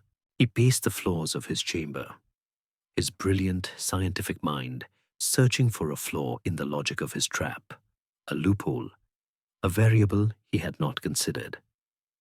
And then, in the quiet desperation of a pre-dawn watch, he found it. He replayed the moment of the oath in his memory, focusing not on its spirit, but on its precise, legalistic wording. Enlil, in his cold, commanding arrogance, had made them swear, "I shall not reveal the Council's decision to any human." The prohibition was on direct communication. It did not forbid him from, say, talking to himself out loud, or from having a one-sided conversation with an inanimate object. It was a lawyer's argument, a semantic deception, but in the rigid, hyperlogical world of the Anunnaki, it was a flaw in the code he could exploit. He would not speak to a man. He would speak to a wall, and a man would just happen to be on the other side. His choice of a human collaborator was simple. It had to be a man of immense faith, intelligence, and resourcefulness, someone who would not question an incredible command from his personal god. He chose Ziusudra, the pious ruler of the city of Shuruppak, a man whose devotion to his patron deity, Enki, was legendary. Ziusudra was a king who governed with a gentle wisdom, a man Enki had observed for many years, whom he knew to be both capable and good. Enki formulated his plan, a secret rendezvous of which only one of the participants would be fully aware. He knew that Ziusudra slept in a modest dwelling near the temple, a house constructed, as many were in the riverlands, from tightly woven reeds plastered with clay. This simple architectural detail was to be the key to saving the world. In the deepest hour of the night, when the moon was new and the city of Shuruppak was wrapped in a profound and trusting slumber, Enki moved like a shadow. He approached Ziusudra's dwelling, a silent divine phantom in the sleeping streets. He did not knock. He did not enter. He stood outside the thin reed wall of the bedchamber where he knew the king was sleeping. Placing his mouth close to the woven reeds, he began to speak, his voice a low, urgent whisper that seemed to emanate from the very structure of the house itself. He did not address the king. He addressed the house. Reed hut, wall, oh wall, he murmured, the words echoing the cadence of the ancient epic poems. Listen, reed hut, and pay heed, O wall. A decision has been made by the gods, a secret I am forbidden to share. A great flood, a deluge of immense water, will sweep over all the lands and destroy all of flesh that breathes. Inside, Ziusudra was jolted from his sleep, his heart pounding. The voice of his god, Enki, was in his room, seemingly speaking from the walls around him, a dream of terrifying clarity. Enki continued, his whisper now shifting to a set of precise technical commands. Tear down your house, Ziusudra. Abandon your worldly possessions and seek only to save your life. Use the timbers to build a vessel of specific design that I will now impart. Let her dimensions be measured and exact. Build a strong roof above it and seal the entire structure, inside and out, with bitumen, the blackest pitch you can find.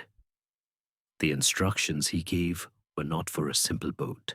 He described a cube-shaped vessel, a craft that sounded unstable, but one that was designed to be completely sealed, with no open deck.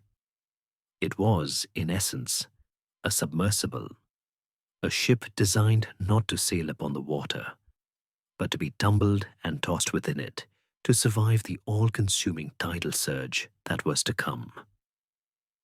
And into this vessel, Enki concluded, his voice fading, you must gather your family, your craftsmen, and the seed of all living things, the essence of the beasts of the field, which I will help you to collect.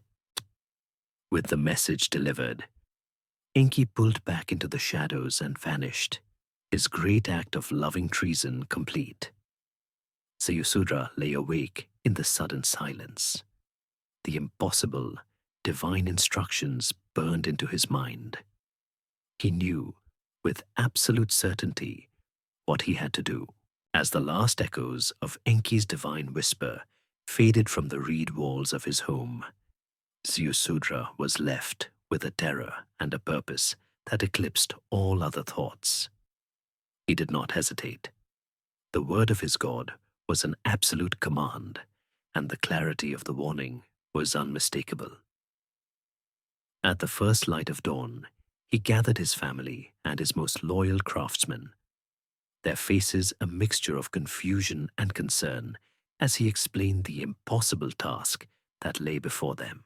To the wider population of Shuruppak, who watched with growing curiosity as their king began to dismantle his own house, a different story had to be told.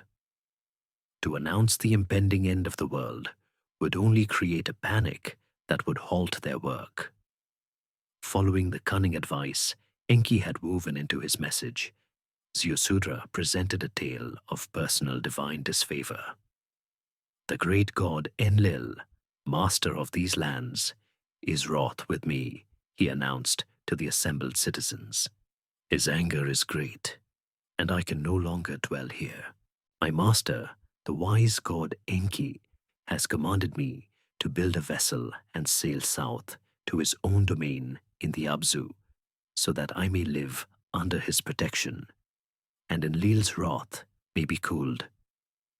The explanation, in a world governed by the unpredictable whims of powerful sky gods, was perfectly plausible. The people of the city, saddened by the departure of their beloved king, but understanding of his plight, not only accepted the story, but offered their help, eager to aid his speedy and safe departure. The next 7 days were a blur of desperate, frantic construction. The sounds of sawing wood and the clang of hammered bronze filled the air from dawn till dusk, while the thick, pungent smell of melting bitumen used to waterproof the vessel hung over the city like a shroud. Under Ziusudra's relentless supervision, the strange, cube-like vessel took shape, its dimensions perfectly matching the bizarre but precise instructions of his god. As his craftsmen worked, Enki fulfilled the second part of his promise. Under the cover of night, messengers arrived bearing a strange and precious cargo. This was not the parade of animals that a later, simpler version of the story would tell. It was a far more scientific and efficient ark. The messengers delivered a series of heavy, sealed containers of Anunnaki design. Within them, suspended in cryogenic stasis, were the building blocks of life: fertilized embryos, seed banks, and countless vials containing the carefully catalogued genetic essence, the DNA of the creatures of Earth. Ziusudra was not being asked to be a zookeeper. He was being made the custodian of a planetary genome library, the last hope for restoring the world's biodiversity. On the 7th day, as the last layers of pitch were applied and the great vessel was declared complete, a strange stillness fell upon the land.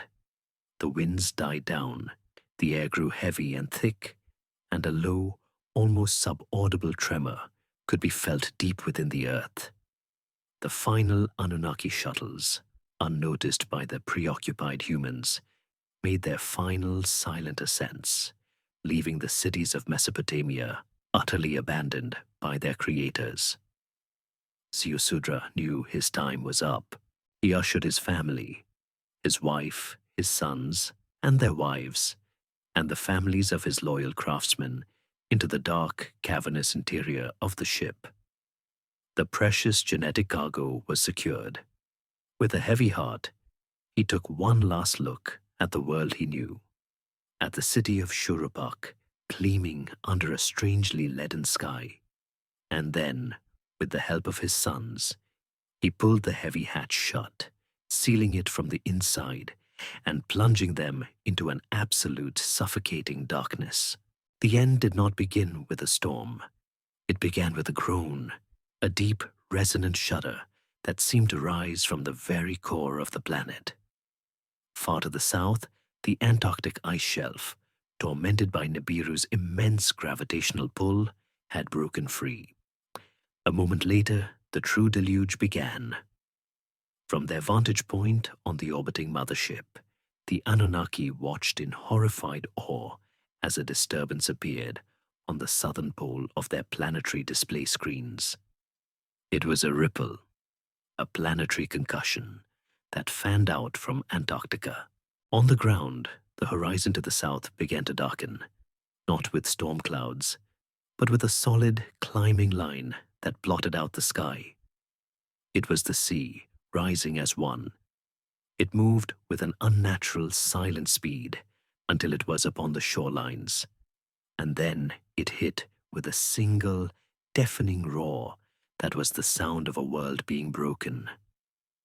The great ship of Ziusudra was lifted violently, tossed and spun like a child's toy in a maelstrom. Inside, there was only darkness, the screams of his family, lost in the unimaginable violence of the churning water, the shriek of grinding rock, and the splintering of 1,000 cities. The world was being torn apart around them, and they were trapped in its heart, a tiny sealed pocket of life in an ocean of absolute death.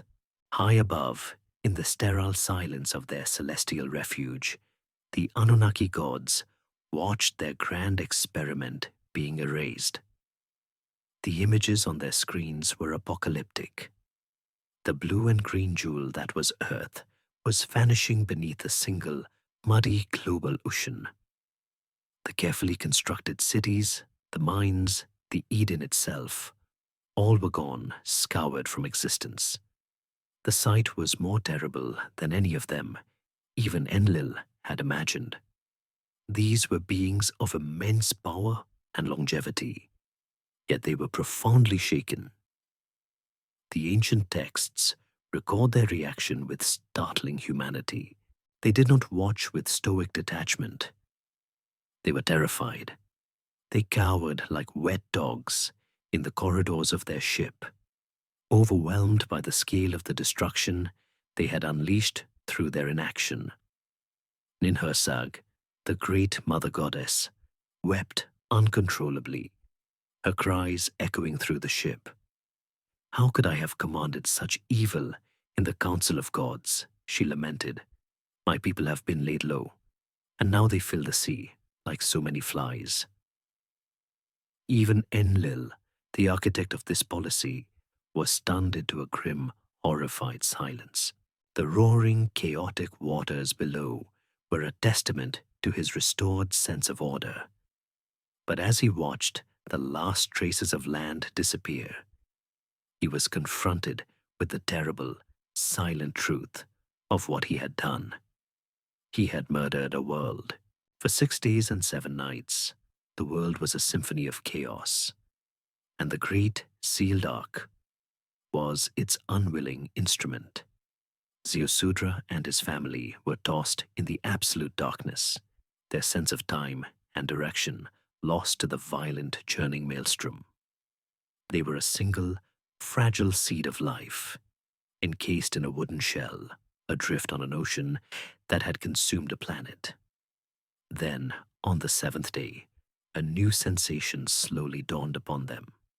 The violent tumbling began to subside, replaced by a gentle, rhythmic rocking.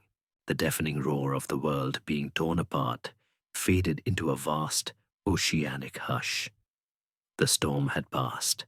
The waters were calming.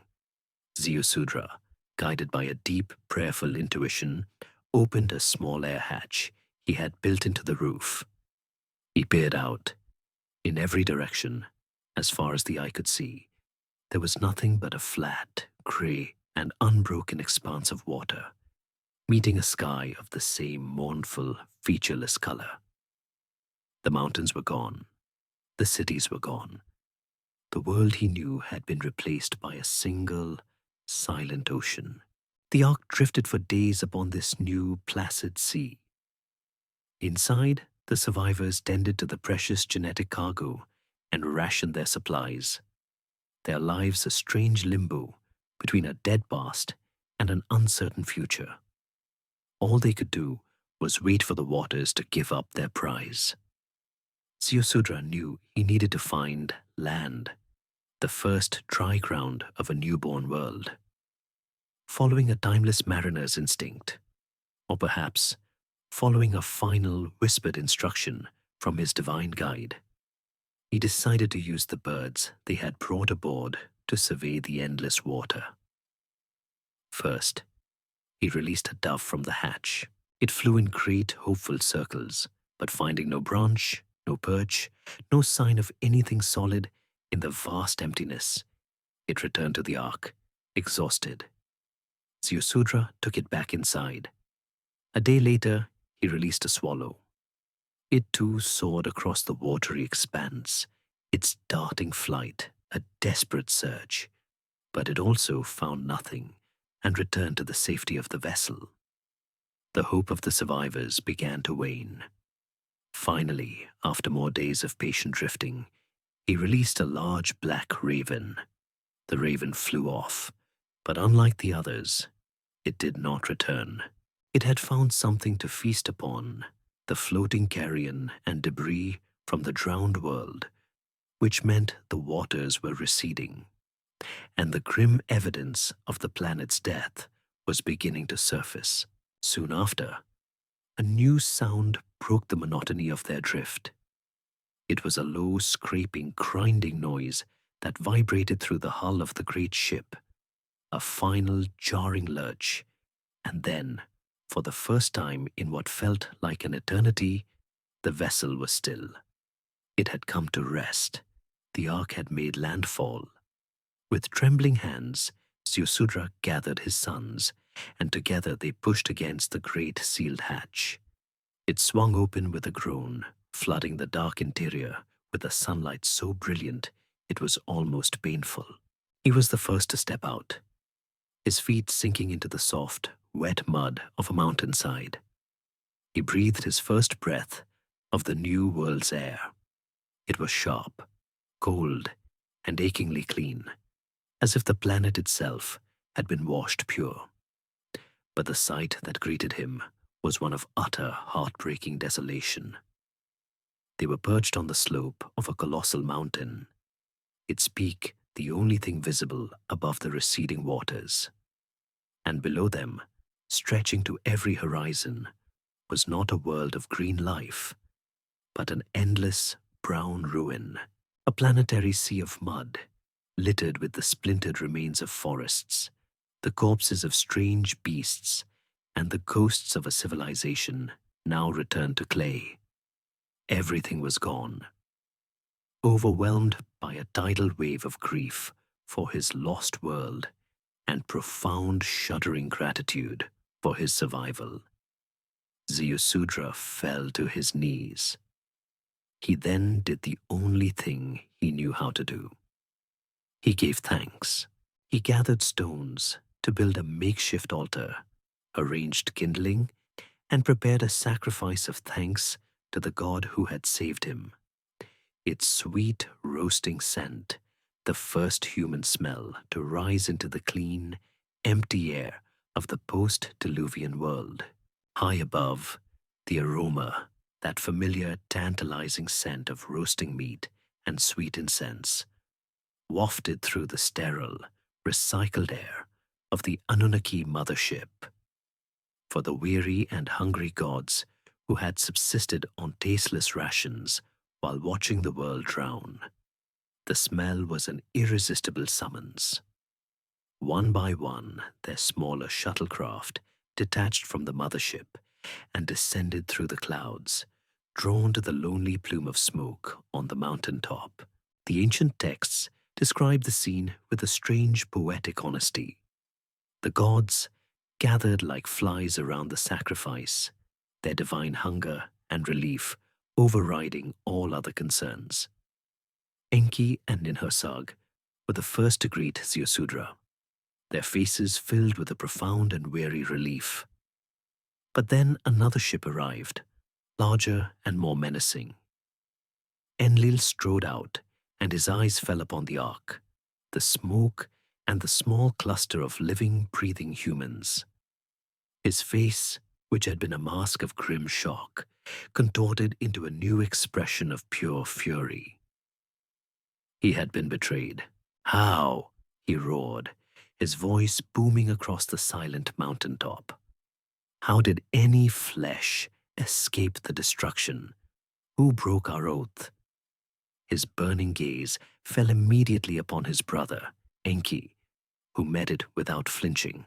But before the confrontation could erupt into a fresh celestial war, Ninhursag, the mother goddess, stepped between them, her face stained with tears of both sorrow and joy. She raised her hands, not in anger, but in a gesture of blessing towards Ziusudra and his family. "Enough," she cried. "Enough destruction. Life has survived. My children have survived." The other Anunnaki, deeply chastened by the horror they had witnessed from orbit, murmured their assent.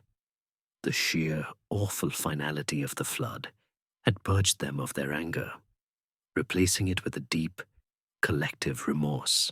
Enlil, for the first time, found himself utterly alone, his rage isolated and impotent against the tide of their shared guilt.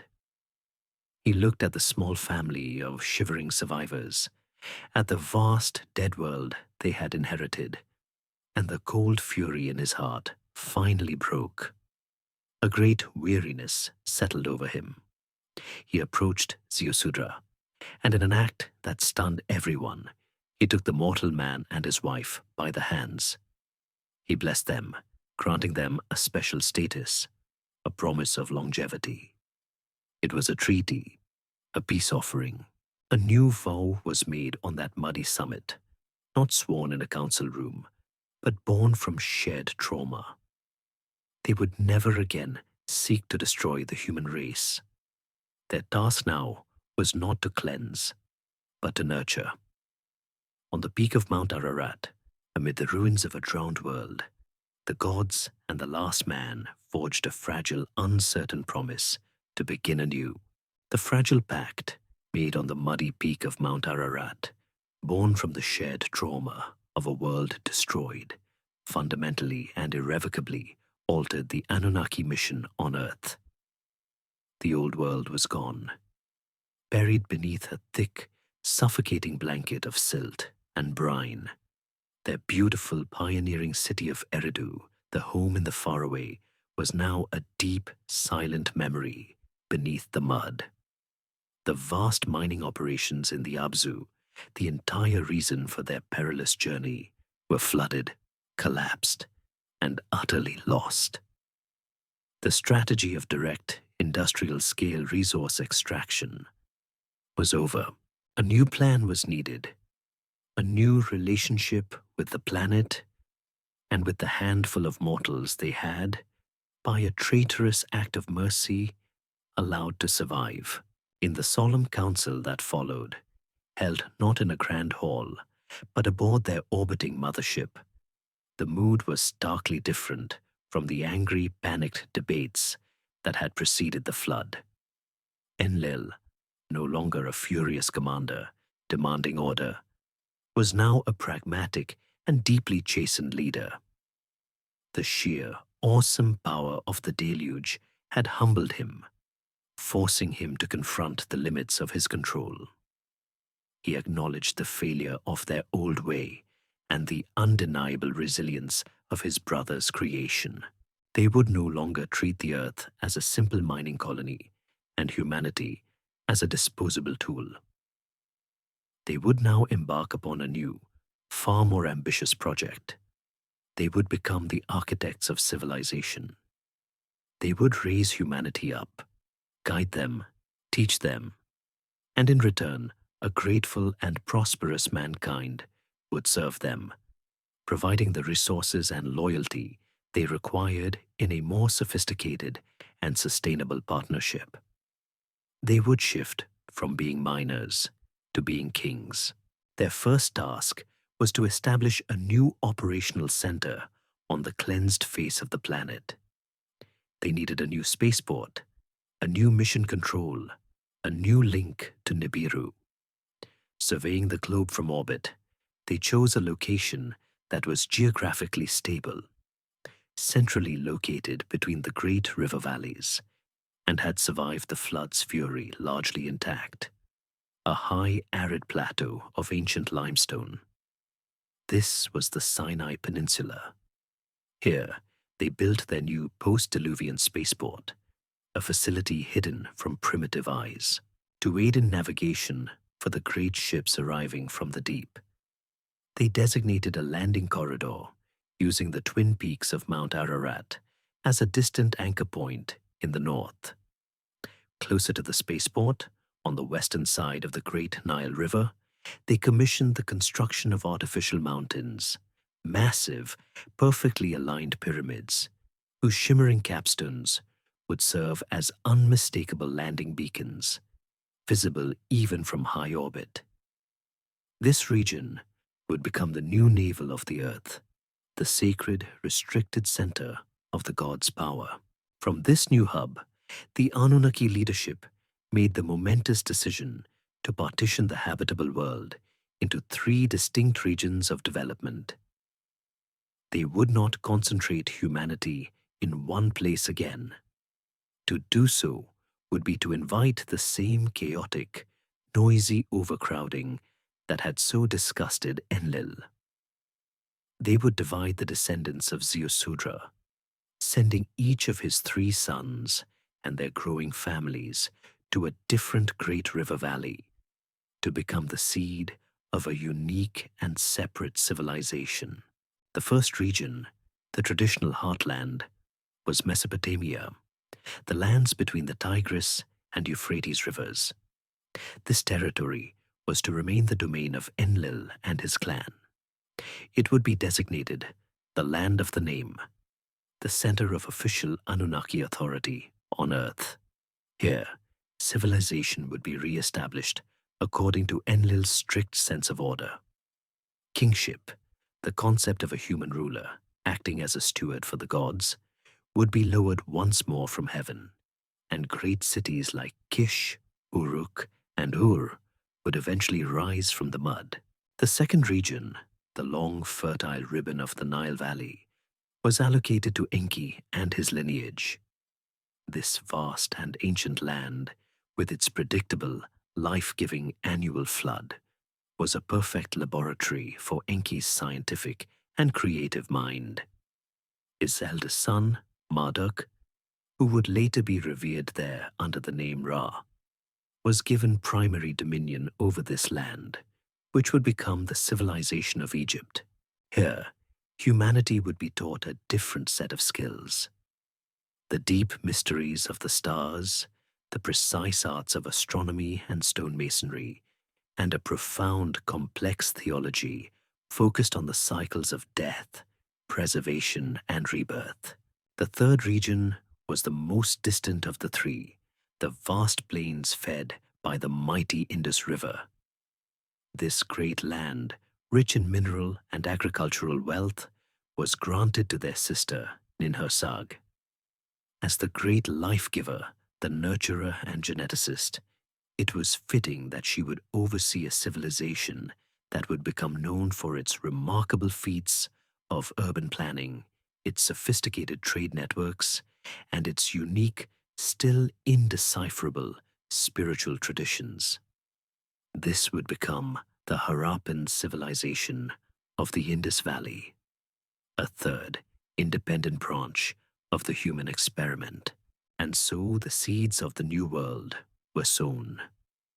The Anunnaki descended once more, bringing with them the contents of Ziusudra's genetic ark.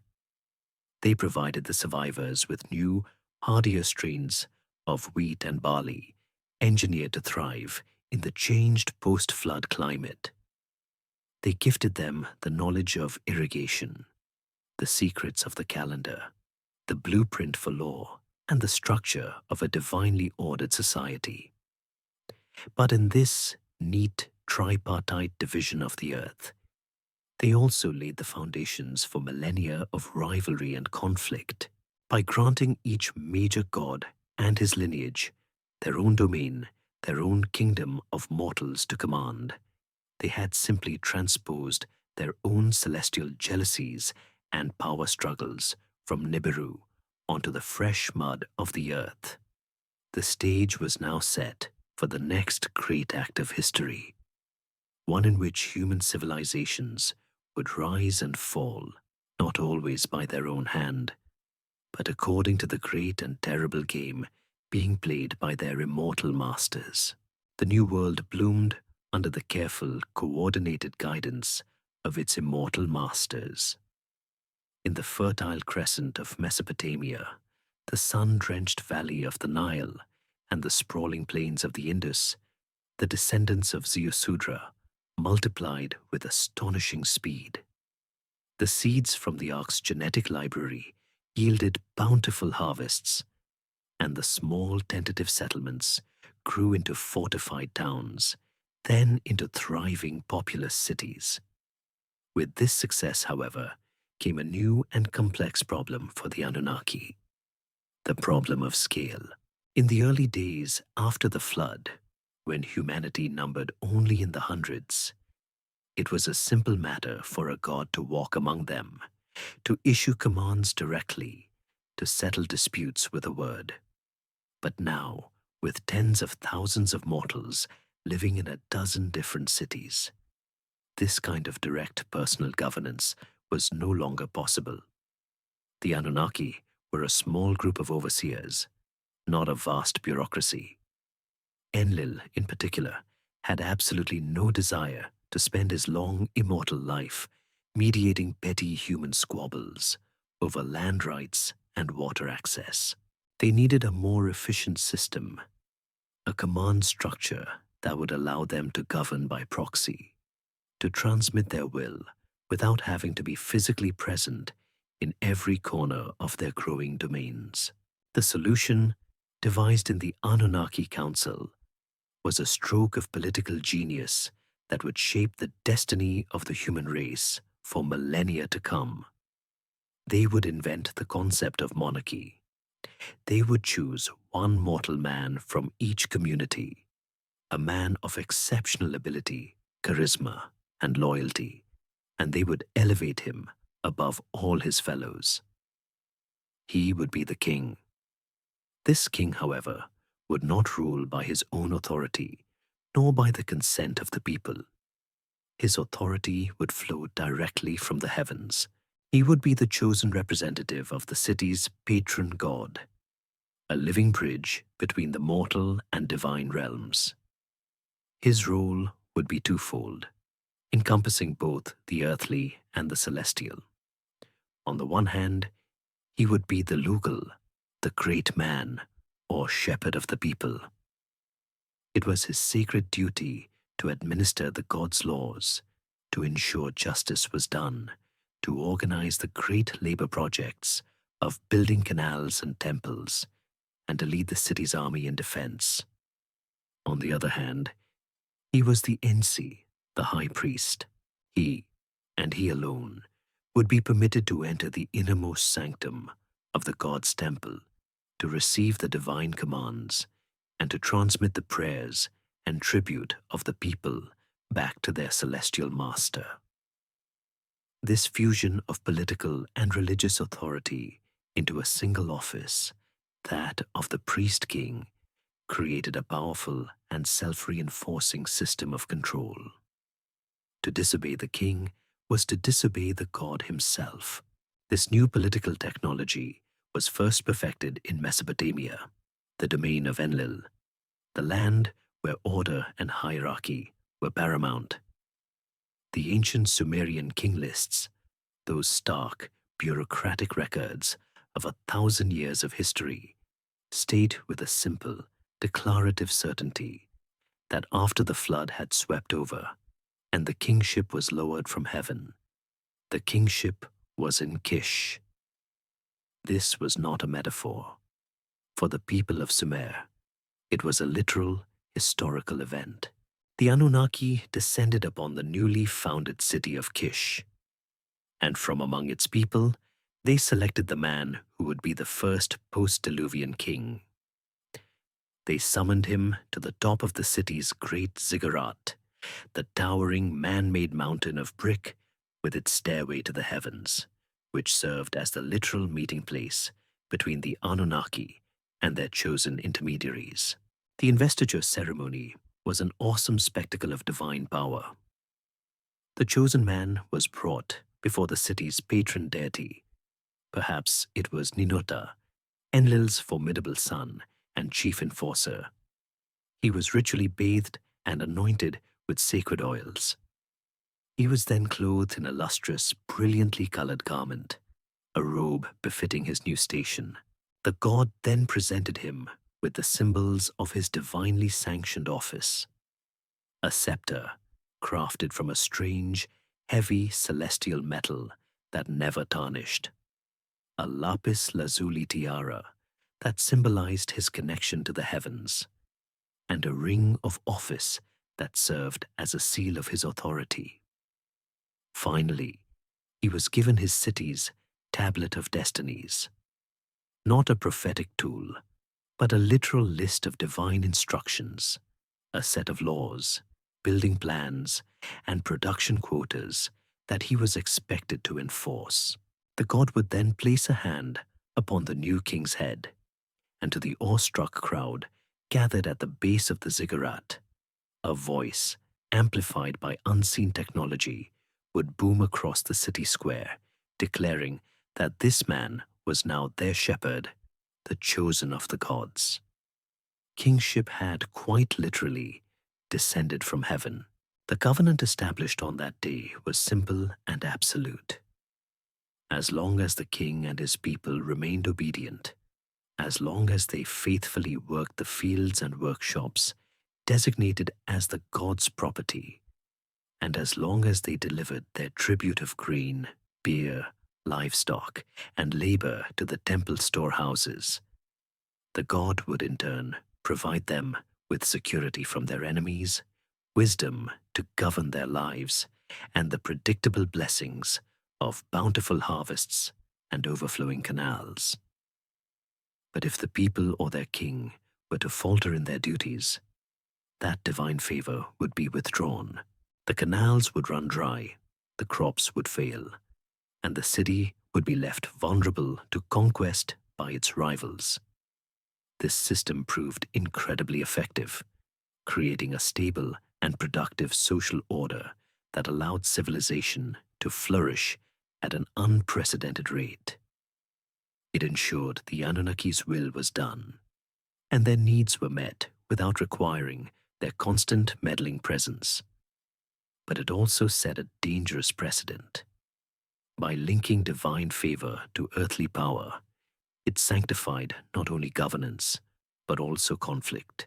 Soon, the kings of various city-states, each claiming the absolute backing of their own patron god, would be encouraged to test their strength against one another, turning the fertile plains of Mesopotamia into a chessboard for the continuing rivalries of their immortal masters.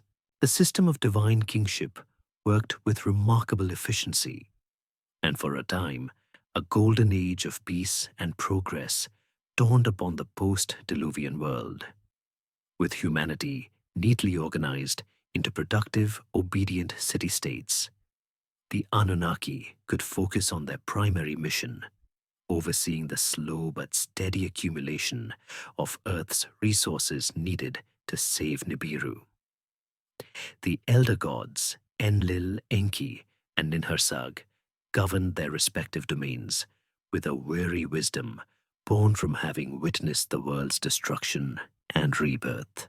But this fragile peace, this new, carefully constructed order, was not destined to last. It was not the creation, but the creators themselves who would shatter it. The old rivalry between the pragmatic Enlil and the ingenious Enki had not vanished.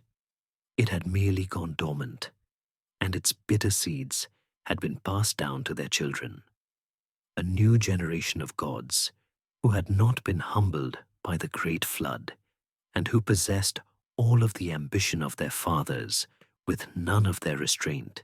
This younger generation, many of them born on earth and seeing it as their rightful inheritance, began to jockey for power and prestige. In Mesopotamia, Enlil's clan held sway. His son and heir was the fierce warrior god Ninurta, a master of celestial weaponry and a staunch defender of his father's order. But the most ambitious of the Enlilite clan was his granddaughter, Inanna, a goddess of dazzling, contradictory passions.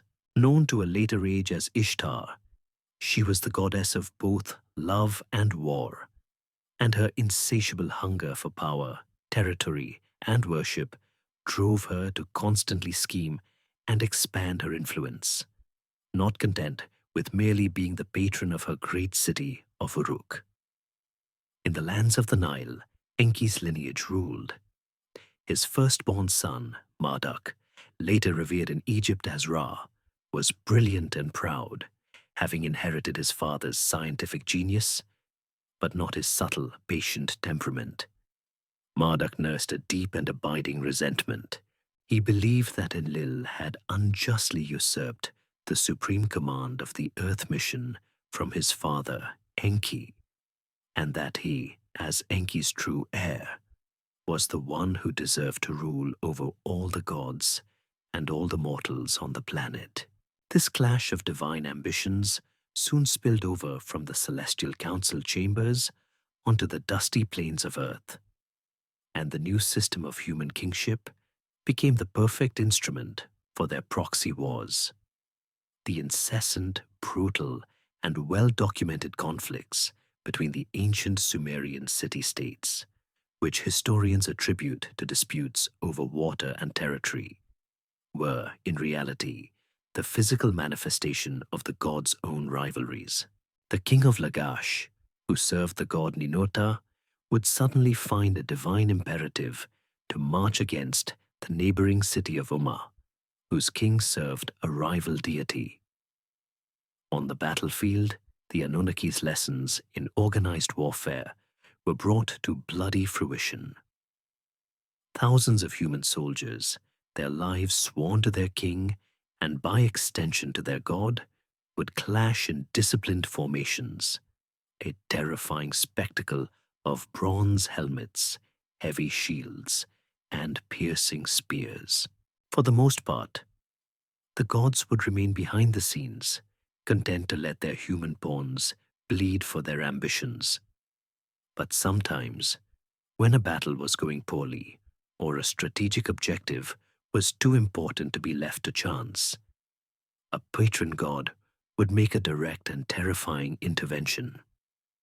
A Sumerian soldier, in the heat of a desperate battle, would look up and see his god's shining celestial boat descend from the heavens, hovering over the battlefield.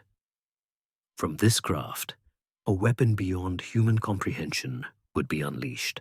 It might be a beam of light so intense it could vaporize a section of the enemy's ranks, a wave of concussive force that threw men and chariots aside like toys, or a sound so terrible it could shatter the very stones of the enemy's city walls.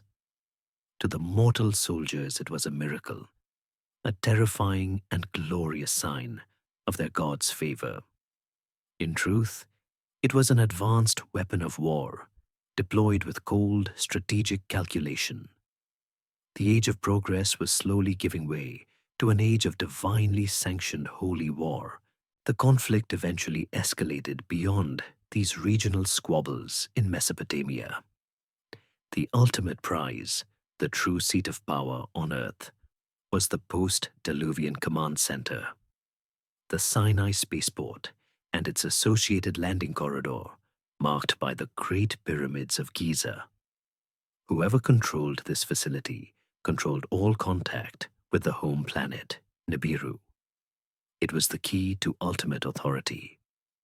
Marduk, growing ever more powerful and impatient in his Egyptian domain, decided the time had come to claim what he believed was his birthright. He made a bold play to seize control of the entire Anunnaki command structure, challenging the Enlilite authority directly. This ignited the first great war of the gods, a conflict later remembered in distorted Egyptian myths as the celestial battles between Horus and Seth. This was no proxy war fought with human soldiers. This was a high-tech conflict fought between the gods themselves. Ninota, champion of the Enlilites, led the defense of the spaceport. His aerial craft, described in the texts as a divine stormbird, engaged in furious dogfights with Marduk's forces in the skies above the Sinai. On the ground, terrible energy weapons were deployed, their power scarring the very landscape and turning ancient rock to molten glass. The Giza pyramids, those serene and silent beacons, became the centerpiece of a devastating celestial war. Ultimately, Marduk's rebellion was suppressed. He was defeated, stripped of his authority, and forced into a humiliating exile. But the war had been a catastrophe for all involved. The delicate peace of the new world was shattered, and the unity of the Anunnaki was broken. Marduk, in his exile, was not repentant. His heart burned with a cold, patient hatred, and he vowed that one day he would return and claim his throne, no matter the cost. The fragile truce that concluded the Pyramid Wars was less a peace treaty and more a cold, resentful stalemate. Marduk, defeated and exiled, was a simmering volcano of ambition, his humiliation fueling a patient, calculated desire for ultimate power, while his official punishment barred him from the centers of Anunnaki authority in Egypt and the Sinai. It did not extinguish his influence. After a period spent wandering in distant lands, he made a clandestine return to Mesopotamia, the very heartland of his Enlilite rivals. He could not challenge them again with open warfare. His forces were scattered and his reputation tarnished. So he chose a new, more insidious strategy. He would not conquer humanity. He would win them to his cause. He established a new base of operations in a city that, until then, had been of minor importance, a settlement on the banks of the Euphrates River called Babylon. Here, he presented himself not as a distant, demanding god, but as a champion of mankind, a divine teacher willing to share the secrets that the paranoid Enlil and his clan had kept for themselves. He promised the king and the people of Babylon knowledge, prosperity, and a direct path to the heavens. Under Marduk's charismatic and secret tutelage, the people of Babylon embarked upon the most ambitious construction project the post-Diluvian world had ever seen. They would build a ziggurat, a great temple tower. But this would be no ordinary stairway to the gods. It was to be a structure of unprecedented scale, designed to reach unto heaven. Marduk, applying his own profound knowledge of Anunnaki engineering, guided their work. He showed them new techniques for baking bricks, making them as strong as stone, and for bonding them with bitumen, making the structure resilient and waterproof. The tower, which would be called Etemenanki, the temple of the foundation of heaven and earth, rose in 7 magnificent stages, a man-made mountain dominating the flat river valley. But its purpose was far more than religious devotion. Marduk was playing a long and subtle game. The city's very name, Babylon, meant gateway of the gods. This was his literal intent. The uppermost stage of the tower was designed to be capped with a special shimmering material, and its internal structure was aligned with the stars. The human builders, in their pride, declared to one another, "Let us build us a city and a tower, whose top may reach unto heaven, and let us make us a name." In the Anunnaki tongue, the word for name and for their sky vehicles, their rockets, was the same, Shem. Marduk was secretly guiding humanity to build its own launch tower, its own Shem, a direct technological challenge to the Enlilite monopoly on space travel. News of this monumental undertaking eventually reached Enlil in his Mesopotamian capital. At first, he dismissed it as yet another act of human vanity, another king trying to outdo his rivals. But the reports from his intelligence network became more and more alarming. The scale of the tower, its unusual design, and its location in a city known to be a hotbed of pro-Marduk sentiment raised a constellation of red flags. He decided he must see this for himself. When Enlil's celestial chariot descended from the clouds, and he laid his own eyes upon the Tower of Babel, his deepest fears were confirmed. He saw not just a temple, but a clear imitation of Anunnaki launch facilities. He recognized the advanced structural principles, the precise astronomical alignments. He saw his brother's brilliant, treacherous hand in every detail. Most of all, he saw a unified humanity, all speaking one language, working as one people, using the very knowledge the gods had given them to grasp for equality. The biblical account captures his horrified realization with perfect clarity. "Behold," he said to his council, "the people is one, and they have all one language, and this they begin to do, and now nothing will be restrained from them, which they have imagined to do." He saw a future where humans, guided by his rogue nephew, would build their own skyships, travel to other worlds, and perhaps even challenge the gods for control of the solar system. This ultimate act of hubris had to be met with an ultimate, definitive punishment. Enlil decided it was not enough to simply destroy the tower. He had to destroy the very foundation of human cooperation that had made it possible. He summoned his loyalists, and in the dead of night, they descended upon Babylon. They did not use conventional weapons that would leave rubble and craters. They used a force that was at once more subtle and more terrifying. A low vibrational hum filled the air, and the great tower, the product of generations of labor, was shaken to its foundations, its structure collapsing in on itself in a great cloud of dust and ruin. The physical threat was neutralized, but Enlil's true masterstroke was yet to come. The root of the problem, he had decided, was unity, so unity itself had to be shattered. Fanning out across the land of Sumer, the Anunnaki deployed a technology that worked not on brick and mortar, but on the human mind. The ancient texts call it the confounding of the language. It may have been a focused sonic wave or a neurological frequency that subtly rewired the linguistic centers of the brain. The effect was immediate and devastating. A mason would turn to his fellow worker to ask for a tool, and the words that came out were alien gibberish.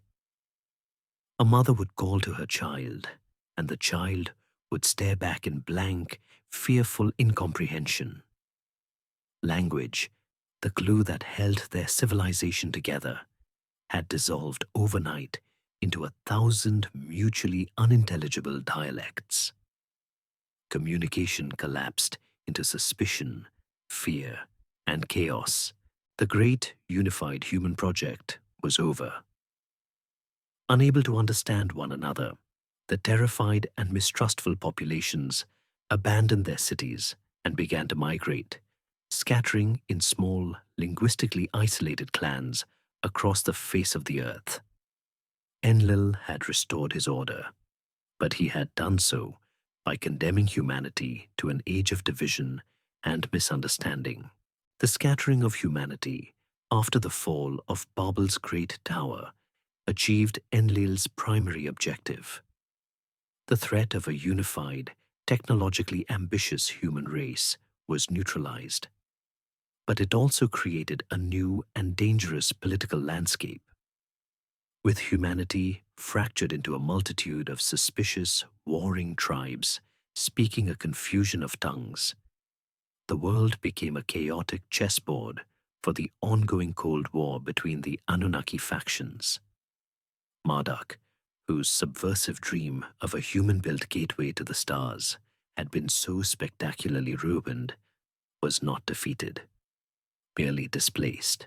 He continued to move through the world as a rogue agent, a charismatic god of rebellion, gathering allies among the disenfranchised and promising knowledge to those who would pledge their loyalty to him and not to the rigid, domineering Enlilites.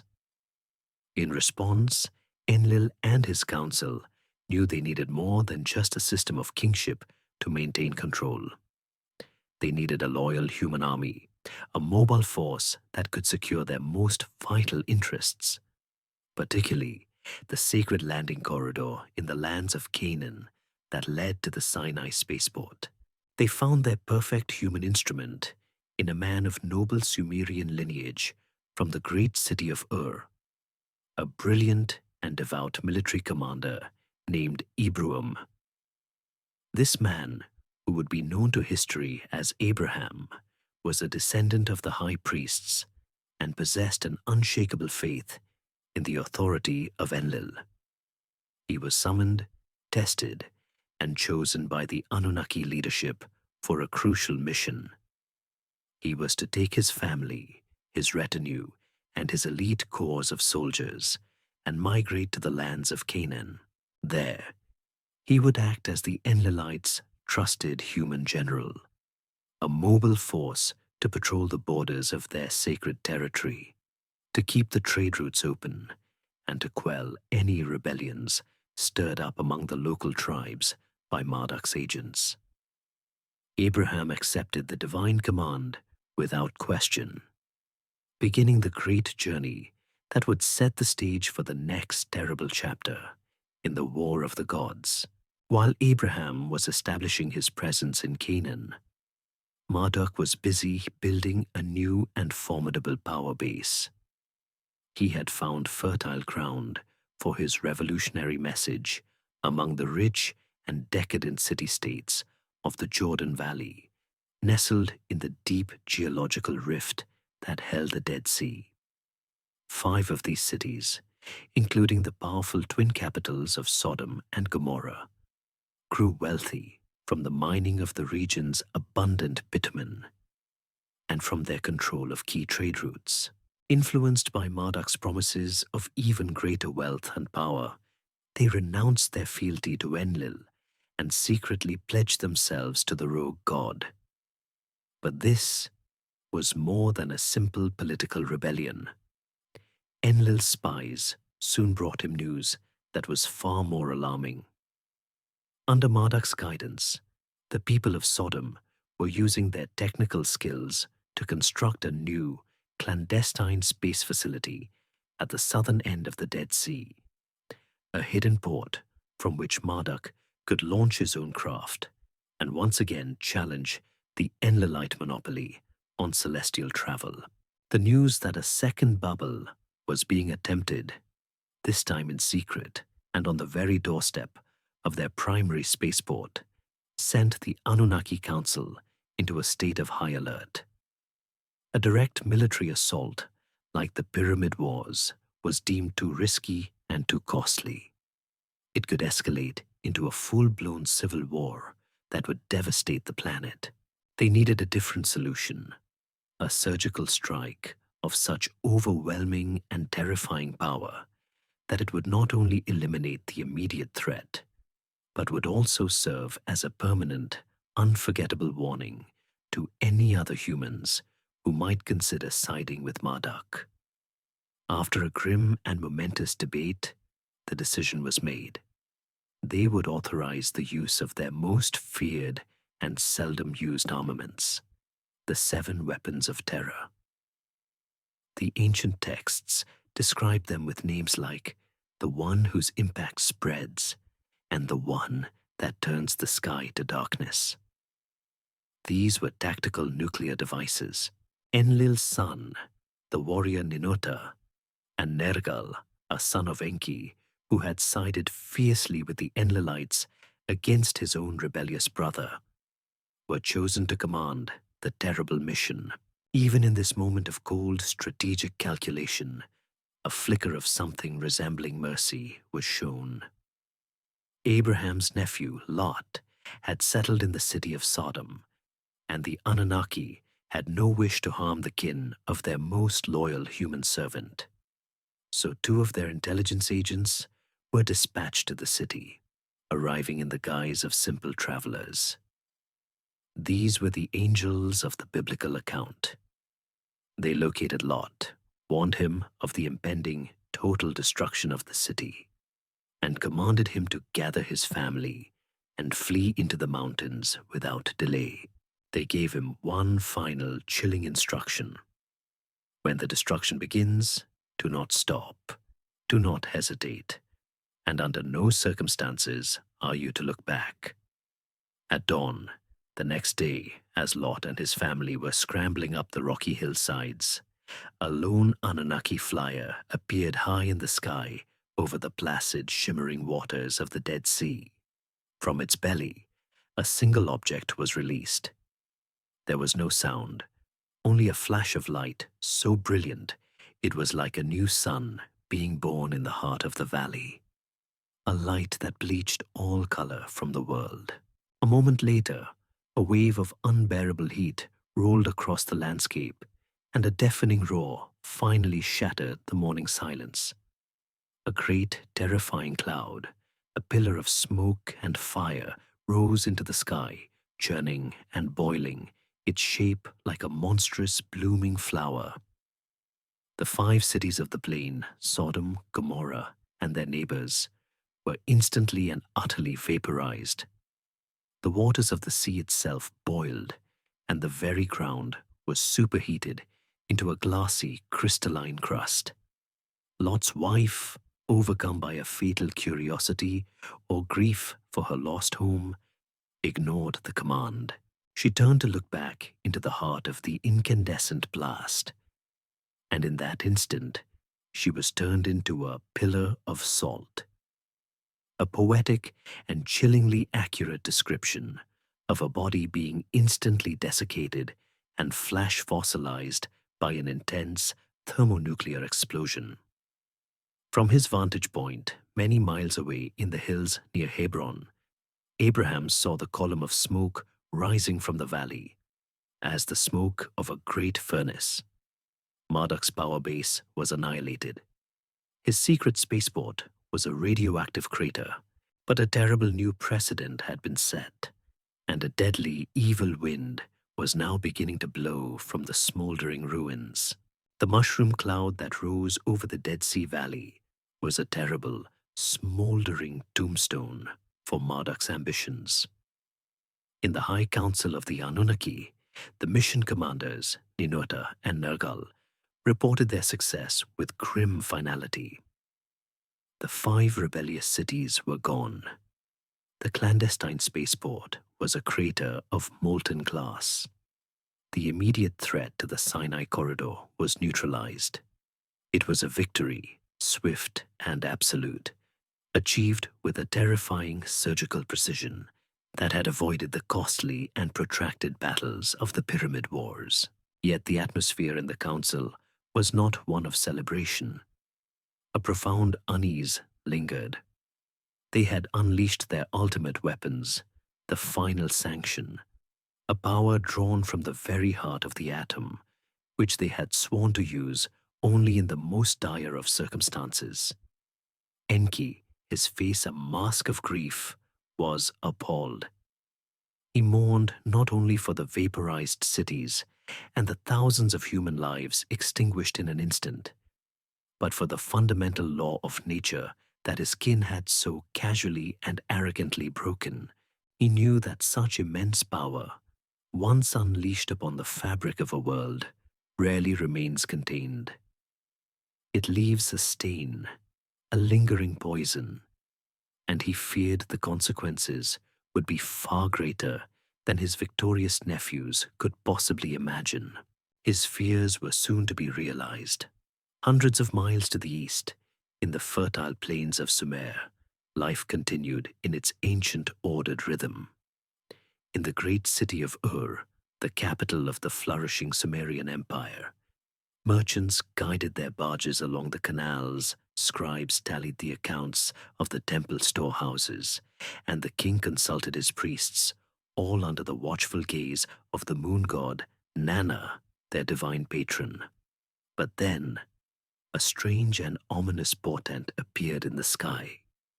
A dark, brooding cloud began to gather on the western horizon, drifting slowly, inexorably, towards them.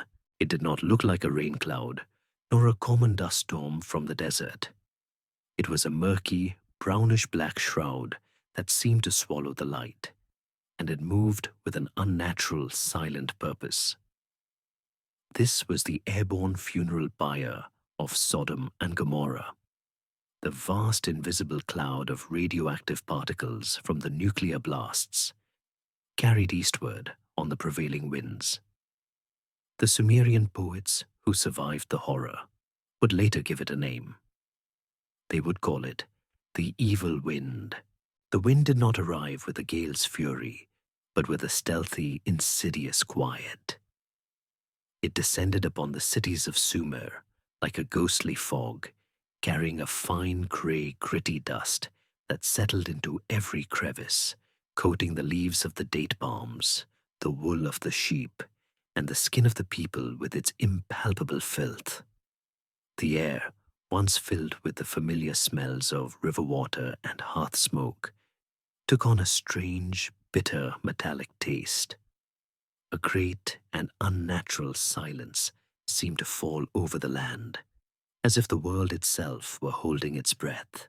The people looked to the sky in confusion and fear, but their priests had no explanation, and their gods, for the first time, were silent.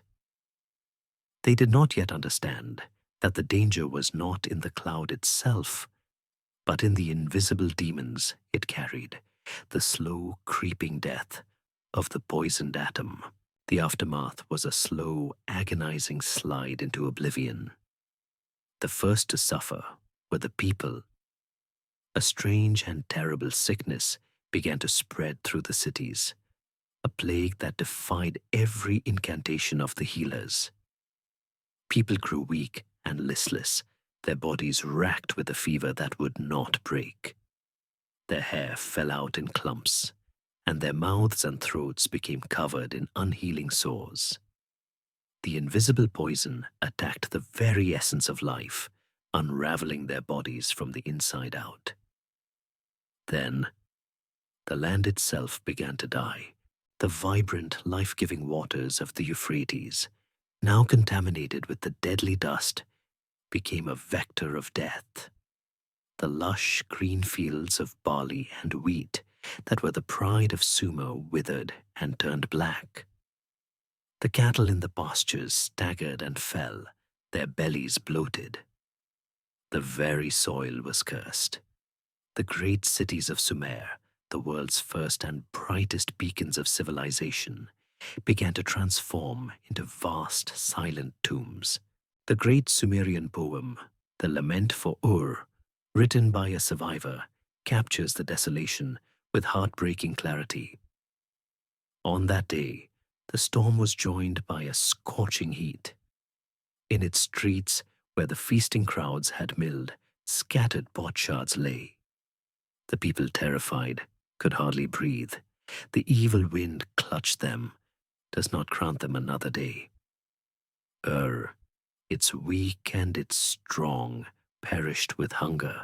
The Anunnaki, watching the catastrophe unfold from their temples and their skyships, were horrified. This was not supposed to happen.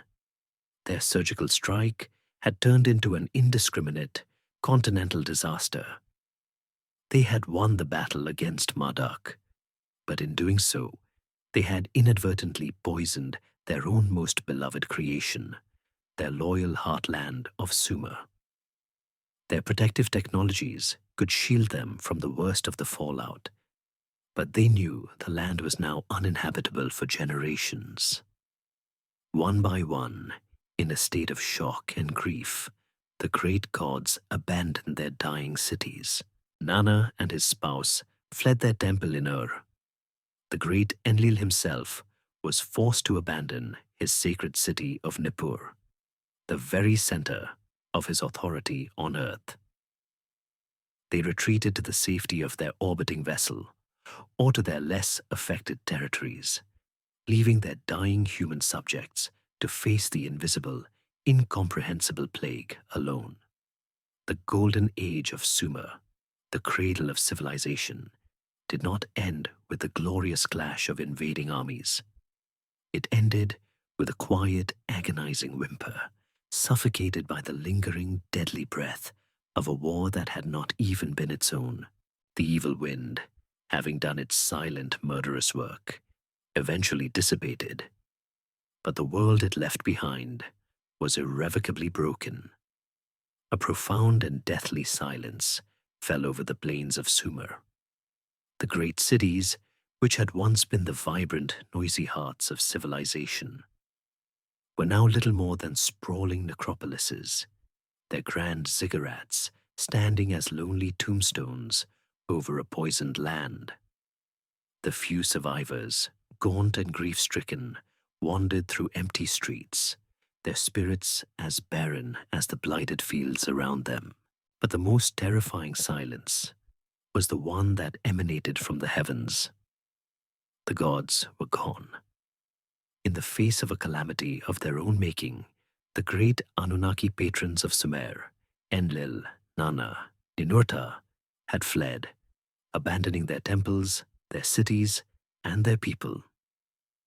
For the first time since the dawn of their consciousness, humanity was utterly and terrifyingly alone, left to choke on the dust of a golden age that had been brought to a sudden, inexplicable, and agonizing end. This was the great power vacuum, a void of leadership and hope in the heart of the civilized world. But the evil wind, for all its destructive breath, had not been universal. Due to the vagaries of celestial mechanics and prevailing winds, the radioactive cloud that had drifted eastward from the Sinai had largely bypassed the lands to the north, along the upper Euphrates. The city of Babylon, Marduk's chosen seat, had been spared. While the holy cities of Enlil's domain were dying, Babylon remained untouched, a small island of life in a sea of desolation. For Marduk, watching the catastrophe unfold from afar, this was not a matter of meteorological luck. It was destiny. It was the ultimate vindication of his cause. When the dust finally settled, he returned to his city, not as a defeated exile, but as a triumphant savior. He presented the miracle of Babylon's survival to the terrified refugees, who began to trickle in from the blighted south as a clear and simple sign. The great gods of Sumer, the Enlilites, had proven powerless to protect their own people from a calamity they themselves had caused. He, Marduk, had protected his followers. He was the only god worthy of their worship, the only leader who could restore order to a shattered world. He opened the granaries of Babylon, which he had wisely kept well stocked, and offered food and clean water to the starving survivors. He offered them shelter, purpose, and most of all, he offered them an explanation for the senseless horror they had endured. It was, he explained, a cosmic war, a final necessary cleansing before a new and better age could begin, an age under his sole authority. And so, in the ashes of Sumer, the age of Marduk began. His first and most brilliant act was not one of conquest with arms, but with words. He understood that to rule the future, he must first rewrite the past. He gathered the scribes and priests of Babylon and dictated to them a new and glorious history of the universe, an epic poem that would supplant all the old Sumerian tales. This was the Enuma Elish, the Babylonian epic of creation. It was a masterful piece of political and religious propaganda. In his version of events, the great god Enlil was demoted to a minor supporting role. Even the supreme king of Nibiru, Anu himself, was rendered secondary. The hero of the cosmic story, the one who had brought order to the chaos of the early solar system by battling the primeval monster Tiamat, was Marduk. The epic established his preeminence not as a matter of political inheritance, but as a fundamental, cosmological fact. He had not seized power. He had earned it at the dawn of time. By defeating Tiamat, he had been granted the Tablet of Destinies by the grateful Council of Gods, making him the supreme and eternal ruler of both heaven and earth. With this new state-sanctioned theology, he erased the contributions of his rivals and elevated himself to the status of a monotheistic deity, with all the other gods reduced to mere aspects or servants of his own divine will. With his divine authority now codified, he set about rebuilding Babylon on a scale of magnificence the world had never seen, ensuring that the physical city would be a worthy reflection of his newfound supremacy. He ordered the reconstruction of the Etemenanki, the great ziggurat that Enlil had destroyed, but this time it was completed without challenge, its shining top a beacon of his power. The city itself was expanded, surrounded by immense, impregnable walls, and graced with majestic processional ways and hanging gardens that would become one of the wonders of the ancient world. Babylon became the new center of the earth, the true gateway of the gods, a cosmopolitan hub of trade, science, and culture that drew people from all the scattered, broken lands. The old Sumerian language, the tongue of the defeated gods, was replaced in official use by the Akkadian dialect of Babylon. The old ways were buried, and a new, centralized, and powerful world order was born. The remaining Anunnaki could do nothing to stop his inexorable rise. The Enlilites were a spent force, their cities poisoned, their followers dead or dispersed, their own hands stained with the sin of the evil wind. Enki, his father, weary of the endless conflict, and perhaps holding a secret paternal pride in his son's audacious triumph, did not stand in his way. Marduk had finally achieved everything he had ever craved. He was the undisputed master of Earth, the king of the gods, his city the center of the universe. He had won the long war, not with a great battle, but with patience, with cunning, and by stepping boldly into the silent, poisoned void his enemies had created. The reign of Marduk, from his magnificent capital of Babylon, ushered in a new and final chapter in the direct governance of Earth by the Anunnaki. For centuries, civilization flourished under his singular centralized authority. Great human kings, the most famous of whom would be Hammurabi, ruled in his name. Their famous law codes presented as transcriptions of the supreme god's own divine will. Under this new order, the old rivalries of the gods seemed to fade into irrelevance. The Enlilites, their power base in Sumer shattered, and their loyal followers decimated by the evil wind, were a spent force. Enlil himself, the great commander, retreated from the affairs of Earth, becoming a distant, brooding figure. His ambitious granddaughter, Inanna, the warrior goddess, found her schemes and conquests checked by Marduk's supreme authority.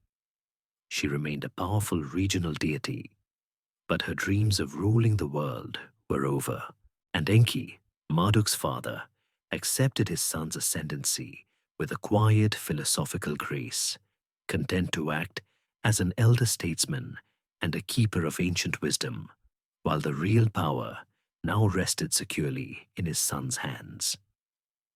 For a time, it seemed that Marduk's ambition had finally brought a lasting, if autocratic, peace to the world. But even as Babylon reached the zenith of its power and glory, a slow, imperceptible change was taking place. A quiet celestial tide that was beginning to turn. The original desperate purpose of the entire Earth mission, the great undertaking that had begun in a time before human memory, was nearing its completion. For millennia, through strife and peace, through creation and destruction, a steady stream of precious, life-giving gold had been shipped from Earth to the orbiting mothership, and from there, on the long voyage home. On Nibiru, the Anunnaki scientists had been painstakingly grinding the metal into the finest monatomic dust and spraying it into their upper atmosphere. And it was working. The planet's thinning atmospheric shield was stabilizing. The slow, cold death of their world had been arrested. The mission was, for all intents and purposes, a success. The existential crisis that had driven them across the solar system was over. With this success, the fundamental reason for their continued large-scale presence on Earth began to evaporate. For the hundreds of rank-and-file Anunnaki, the Igigi, who had once toiled in the mines, and the technicians who had maintained the cities, a deep collective homesickness began to set in. Earth was no longer a vital strategic outpost. It was a complex, messy, and increasingly self-sufficient colony whose primary purpose had been fulfilled. They simply wanted to go home. The departure was not a sudden, singular event, not a great exodus of celestial chariots filling the sky. It was a gradual withdrawal, a slow, centuries-long fading of the divine presence. It was a tide going out, so slowly that those living on the shore barely noticed the water level dropping, until one day they looked up and realized the ocean had receded to a distant horizon. At first, the gods simply became less visible. Their physical appearances in the courts of human kings, once a regular occurrence, became rare and momentous events, and then they ceased altogether. The kings who followed were now appointed through complex priestly rituals and omens, their divine mandate a matter of tradition rather than a direct, personal encounter.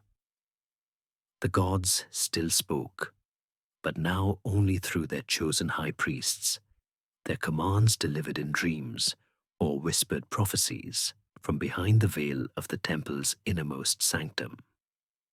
Then, even these messages grew infrequent, their meaning more obscure. The great temples in Babylon, Thebes, and Uruk, which had been built as the literal physical homes for the gods, slowly transformed.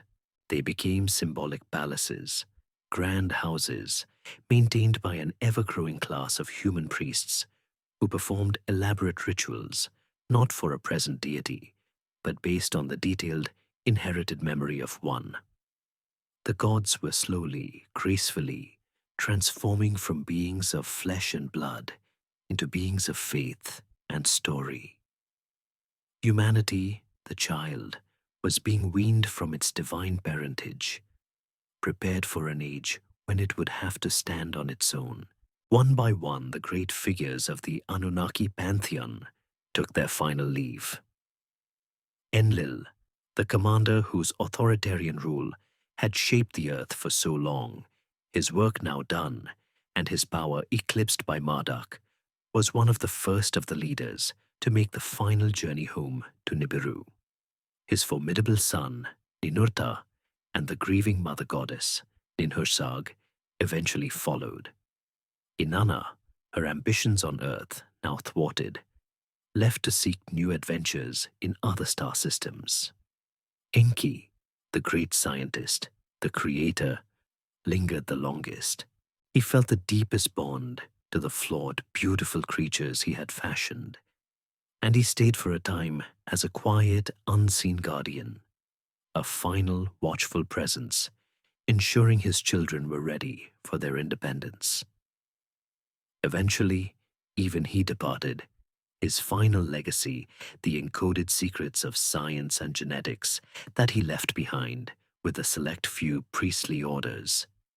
And finally, Marduk himself, the supreme ruler of Earth, prepared for his own departure. Having achieved his every ambition, perhaps he grew weary of his terrestrial kingdom. Or perhaps he was summoned back to Nibiru to account for his actions and take his place in the homeworld's politics. He left his great city and his system of laws as his enduring monument, and he too promised his wailing followers that one day he would return. The great spaceport in the Sinai was ceremonially decommissioned, its vast runways and underground facilities buried beneath the shifting sands. Its purpose served. The age of the gods, the era of direct, physical contact between heaven and earth, had finally, quietly, come to an end. Humanity was now alone, left with only the towering, enigmatic stone structures, the half-forgotten stories, and the lingering, instinctive memory of the giants who had once walked among them. A great and profound silence descended upon the earth in the centuries following the final departure of the Anunnaki. The direct, thundering voice of the divine, which had guided, commanded, and terrified humanity for millennia, was gone. In its place was a quiet echo, a lingering memory that was at once a comfort and a source of deep, abiding mystery. Humanity, now entering its adolescence as a species, was left alone in its planetary home, with only the stories and the strange, colossal monuments of its departed parents to contemplate. The central questions that would come to define the human spirit were born in this silence. Where did the great gods go? And will they, as they promised, one day return? In the absence of answers, humanity did what it has always done. It began to remember. And those memories, passed down through generations, polished by poets and codified by priests, slowly transformed from history into myth, from fact into faith. The Anunnaki were no longer physical beings who could be seen and spoken to. They became the archetypes and divine forces that would populate the heavens of 1,000 different cultures. Their legacy was first and most powerfully encoded in the world's religions. As humanity scattered from the shattered unity of Babylon, their languages and cultures diverged, and the names and attributes of their former masters changed with them, like a story whispered from one person to the next, becoming distorted and embellished with each retelling. The core personalities, however, remained strangely intact. The great and terrible Enlil, the stern commander of the heavens, whose word was law and whose wrath was the flood, was remembered as the archetype of the Sky Father. He became Zeus to the Greeks, brandishing his thunderbolt like a divine energy weapon. He was Jupiter to the Romans, the supreme and often unforgiving king of the gods. His brother, the wise Enki, creator of man and master of the waters and of secret knowledge, was fragmented into other figures. He was Poseidon, the lord of the sea. He was Prometheus, the trickster god who defied the ruling power to give a forbidden gift of knowledge to mankind. The dazzling, ambitious, and often dangerous Inanna, goddess of love and war, was reborn as the beautiful Aphrodite and the fierce Athena, her contradictory passions divided into separate, more manageable deities. And the story of Marduk, the rebel son who had overthrown the old order, who had died and been resurrected in some versions of his myth, and who had ascended to become the supreme king of heaven with the promise of a future return, became the most powerful and enduring archetype of all. A template for the savior gods of countless future faiths. The great events of the Anunnaki saga, the creation of man from clay and divine essence, the great world-destroying flood survived by a single chosen family, the bitter wars between the gods that shook the heavens, became the foundational myths of nearly every civilization on the planet. A shared, collective memory that hinted at a single, forgotten source. The second great echo of their presence was written not in words, but in stone. All across the globe, humanity was left with colossal, enigmatic structures that seemed to defy the logic of the primitive ages that followed. The Great Pyramids at Giza, their original purpose as celestial beacons for the Sinai spaceport, now forgotten, were reinterpreted as the tombs of human kings. Their impossible mathematical precision and astronomical alignments, a mystery that baffled generations who came after. In the mountains of Lebanon, the foundation of a great temple at a place called Baalbek rested on a podium of stone blocks, some weighing over 1,000 tons, cut and placed with a precision that modern machinery would struggle to replicate. In the high Andes of South America, the ruins of Pumapunku lay scattered like a child's discarded toys, its intricate stone blocks, cut with laser-like edges, and complex interlocking joints that seemed more machine-made than hand-carved. These and 100 other megalithic sites stood as a silent global testament to a lost age of impossible technology. Later civilizations, having lost the knowledge of their true origin, could only look upon these works with awe and attribute them to the power of giants, magicians, or the gods themselves, never suspecting that they were simply the leftover construction projects of their former masters. And finally, their legacy whispered from the cryptic verses of ancient texts, the memories of their technology preserved in the language of miracle and magic. The devastating power of the 7 weapons of terror that had laid waste to the cities of the plain was no longer understood as nuclear fission, but was remembered as a rain of divine fire and brimstone. The sleek, silent skyships of the Anunnaki were forgotten as physical craft and were transformed into the fiery chariots that carried prophets like Elijah into the heavens, or the fabulous jewel-encrusted Vimanas described in the Hindu Vedas, flying palaces that waged complex aerial battles in the sky. The genetic engineering in the House of Life became a story of a god breathing life into a figure of clay. The Anunnaki themselves, once tangible rulers and commanders, became the angels of the Bible, divine messengers who looked like men, who ate and drank with mortals, and who sometimes delivered tidings of great joy, and at other times stark warnings of terrible impending doom. The entire sprawling and unbelievable history of the Anunnaki on Earth was not lost. It was simply hidden in plain sight, fragmented and encoded within the sacred myths, the impossible stone ruins, and the holy books of the very creatures they had created and abandoned. The past was not dead.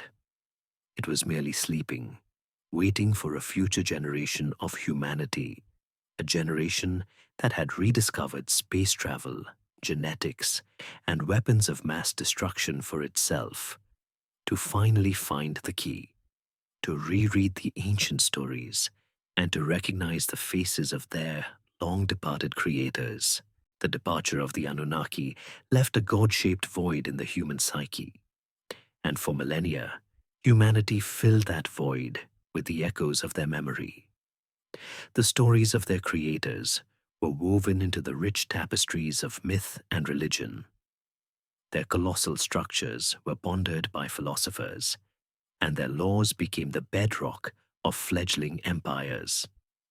But as humanity grew and its own civilizations rose and fell, the age of Babylon giving way to Persia, then to the logical precision of Greece and the unstoppable might of Rome, A new way of understanding the universe began to emerge. The heavens, once seen as a celestial canvas for divine drama, were slowly reinterpreted as a great, intricate machine, a clockwork of predictable orbits and physical laws. Science was born, and in its bright empirical light, the old myths were dismissed as the fanciful superstitions of a primitive, unenlightened age. The stories of gods who descended from the sky in fiery chariots were filed away as poetry, not history. Humanity, proud of its newfound reason, believed it had finally put away its childish things. And yet, deep within the very science that sought to dispel the myths, a strange and familiar echo was about to be heard. The hunt began not for a mythical world, but with a simple, scientific observation. In the late 18th century, the discovery of the planet Uranus gave humanity its first new view of the solar system since antiquity. But as astronomers tracked this new, distant world, they noticed it wasn't behaving properly.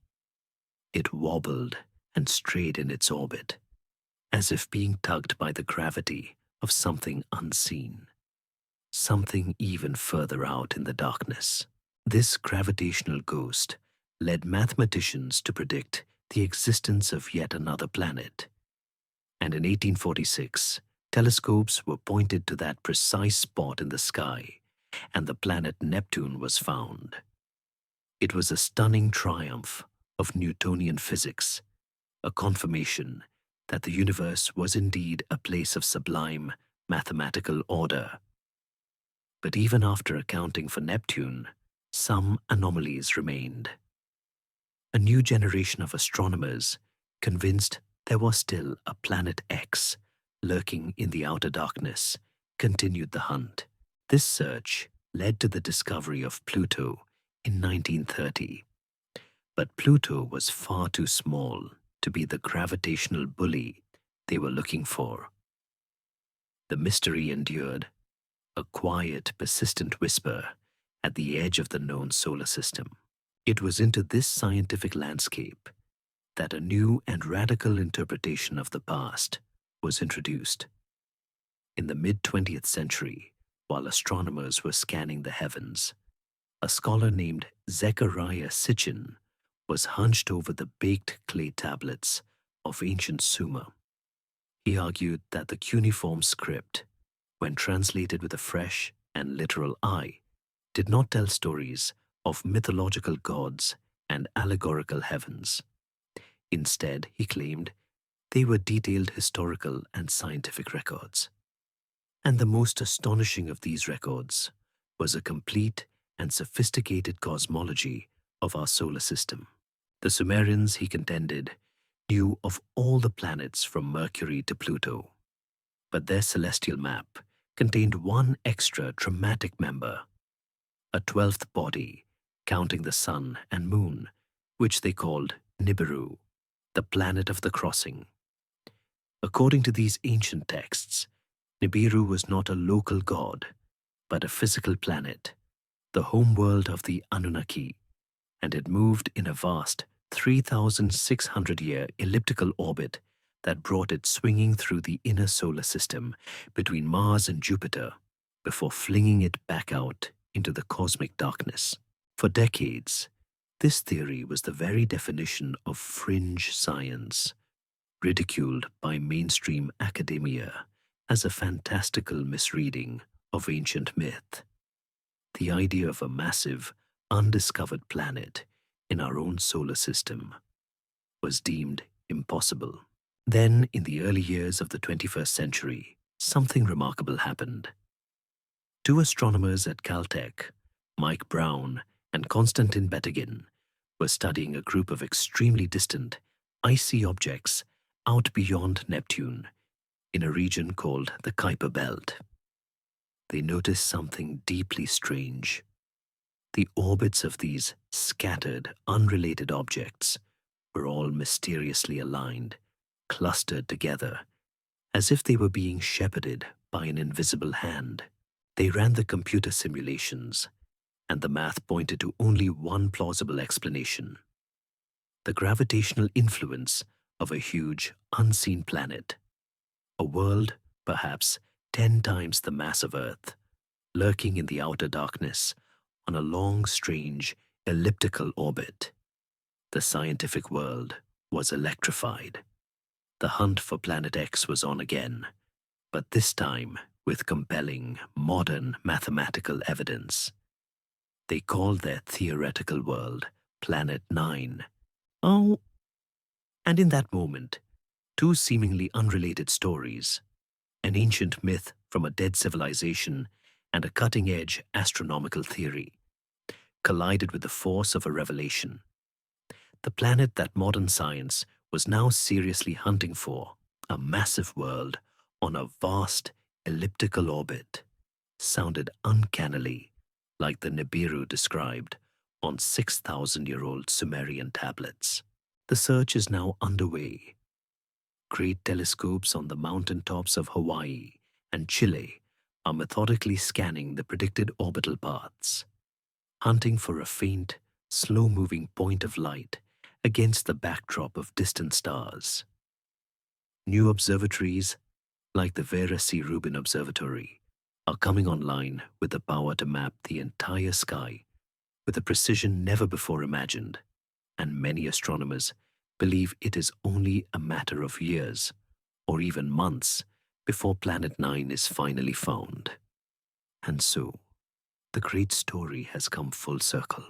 The narrative that began with the Anunnaki leaving their fading, distant homeworld has found its final chapter in the patient, methodical work of modern astronomers. The line between myth and science has become impossibly, tantalizingly blurred. Humanity is once again looking to the heavens for a lost member of our solar family, and we are left with a profound and unsettling question, hanging in the cold, silent darkness of space. Are we about to discover a new ninth planet? Or are we, after all this time, finally about to find the first verifiable footprint of the gods who promised they would one day return? And so our long, strange, and epic tale draws to a quiet close. Its final chapter, written not on ancient clay tablets or in the secret councils of the gods, but in the patient, searching gaze of our own modern telescopes. The search for a hidden world at the edge of our solar system has, in a way, brought the story of the Anunnaki home, transforming it from a half-forgotten myth into a tangible, scientific quest. But whether that quest ends with the discovery of a simple, barren planet of rock and ice, or with the validation of an impossible, ancient history, the true, enduring legacy of the Anunnaki may not be a physical planet at all. Their most powerful and lasting footprint may be the story itself, a story that has echoed through our religions, our architecture, and our collective unconscious. A grand, overarching narrative for the human condition. For what is this story, in the end, if not a mirror for ourselves? Perhaps the Anunnaki were never tall, pale beings from a distant world. Perhaps they are the names we have given to the warring, divine forces within our own complex nature. We are all, are we not, a fusion of the ingenious, creative, and sometimes reckless spirit of Enki, and the rigid, disciplined, and often tyrannical spirit of Enlil. We build and we create with a furious, inspired passion. And then we seek to control that creation with laws, with borders, and with force. We contain within us the burning, insatiable ambition of a Marduk, seeking to elevate ourselves and our own tribe above all others, and the dazzling, dangerous passions of an Inanna who wages war for the same reasons she loves, completely and with a terrifying intensity. The story of our creation in their image becomes a profound metaphor for our own duality.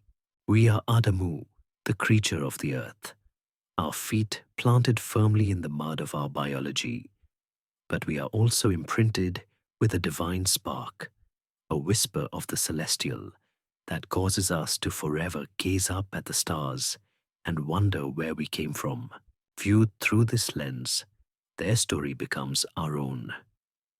The expulsion from the perfect walled garden of the Eden is the universal human story of the painful, shocking, but necessary transition from the innocence of childhood to the difficult self-awareness of adulthood. The Great Flood is not just a single historical event, but the recurring archetype of destruction and rebirth, the personal and collective catastrophes that scour our lives clean, forcing us to rebuild from the wreckage with only a handful of cherished survivors and the seeds of a new future. The Tower of Babel is the timeless tragedy of our own hubris, our tendency to let our ambition outstrip our wisdom, leading to the confusion and conflict that scatters us and divides us against ourselves. The gods' gradual departure becomes a bittersweet allegory for growing up, the slow, quiet withdrawal of our parents, leaving us feeling at once liberated and profoundly abandoned, alone on the world stage, armed with their lessons, but now responsible for our own destiny. And yet, the mysteries remain. The universe is far stranger and more ancient than our young science can comprehend, and our own past is a country of deep, alluring shadows. The stones of Baalbek and Pumapunku remain stubbornly, impossibly large. The sudden, explosive flowering of civilization in ancient Sumer remains an academic puzzle. The great, global myth of a devastating flood is a statistical anomaly that is difficult to dismiss, and the strange, clustered orbits of those distant icy worlds continue to whisper of a great, unseen shepherd in the dark. The power of the Anunnaki story, the reason it continues to fascinate us, is that it lives in the fertile, imaginative space between the myth and the machine, between the poem and the printout. It does not demand that we abandon our reason, only that we expand our sense of the possible. It gives us a new and strangely beautiful language to frame the oldest and most profound questions of our species. Are we alone in the universe? What is the true source of the divine spark we feel within us? And what is the meaning of the countless cryptic clues that our own ancestors left for us? Clues that seem to point to a past far grander and far stranger than we have ever allowed ourselves to believe. Ultimately, it is just a story for the stars, but it is one of the grandest we have ever told ourselves. And as you rest now, as the world outside grows quiet and the stars begin their silent nightly passage, perhaps it is a good story to carry with you into the gentle country of sleep. A story that reminds us that the world is a place of deep mystery, that our own past is not a closed book, and that our future is not yet written. The search for answers continues, both in the deep recesses of space and in the quiet depths of the human heart. But for tonight, the search is over. The long tale has been told. Reassure yourself that all is well. The past is a quiet and distant shore. The final imagery fades to the soft silver light of the moon on your window, and the only sound is your own calm, steady breathing. And now, it's time to rest. Sleep well.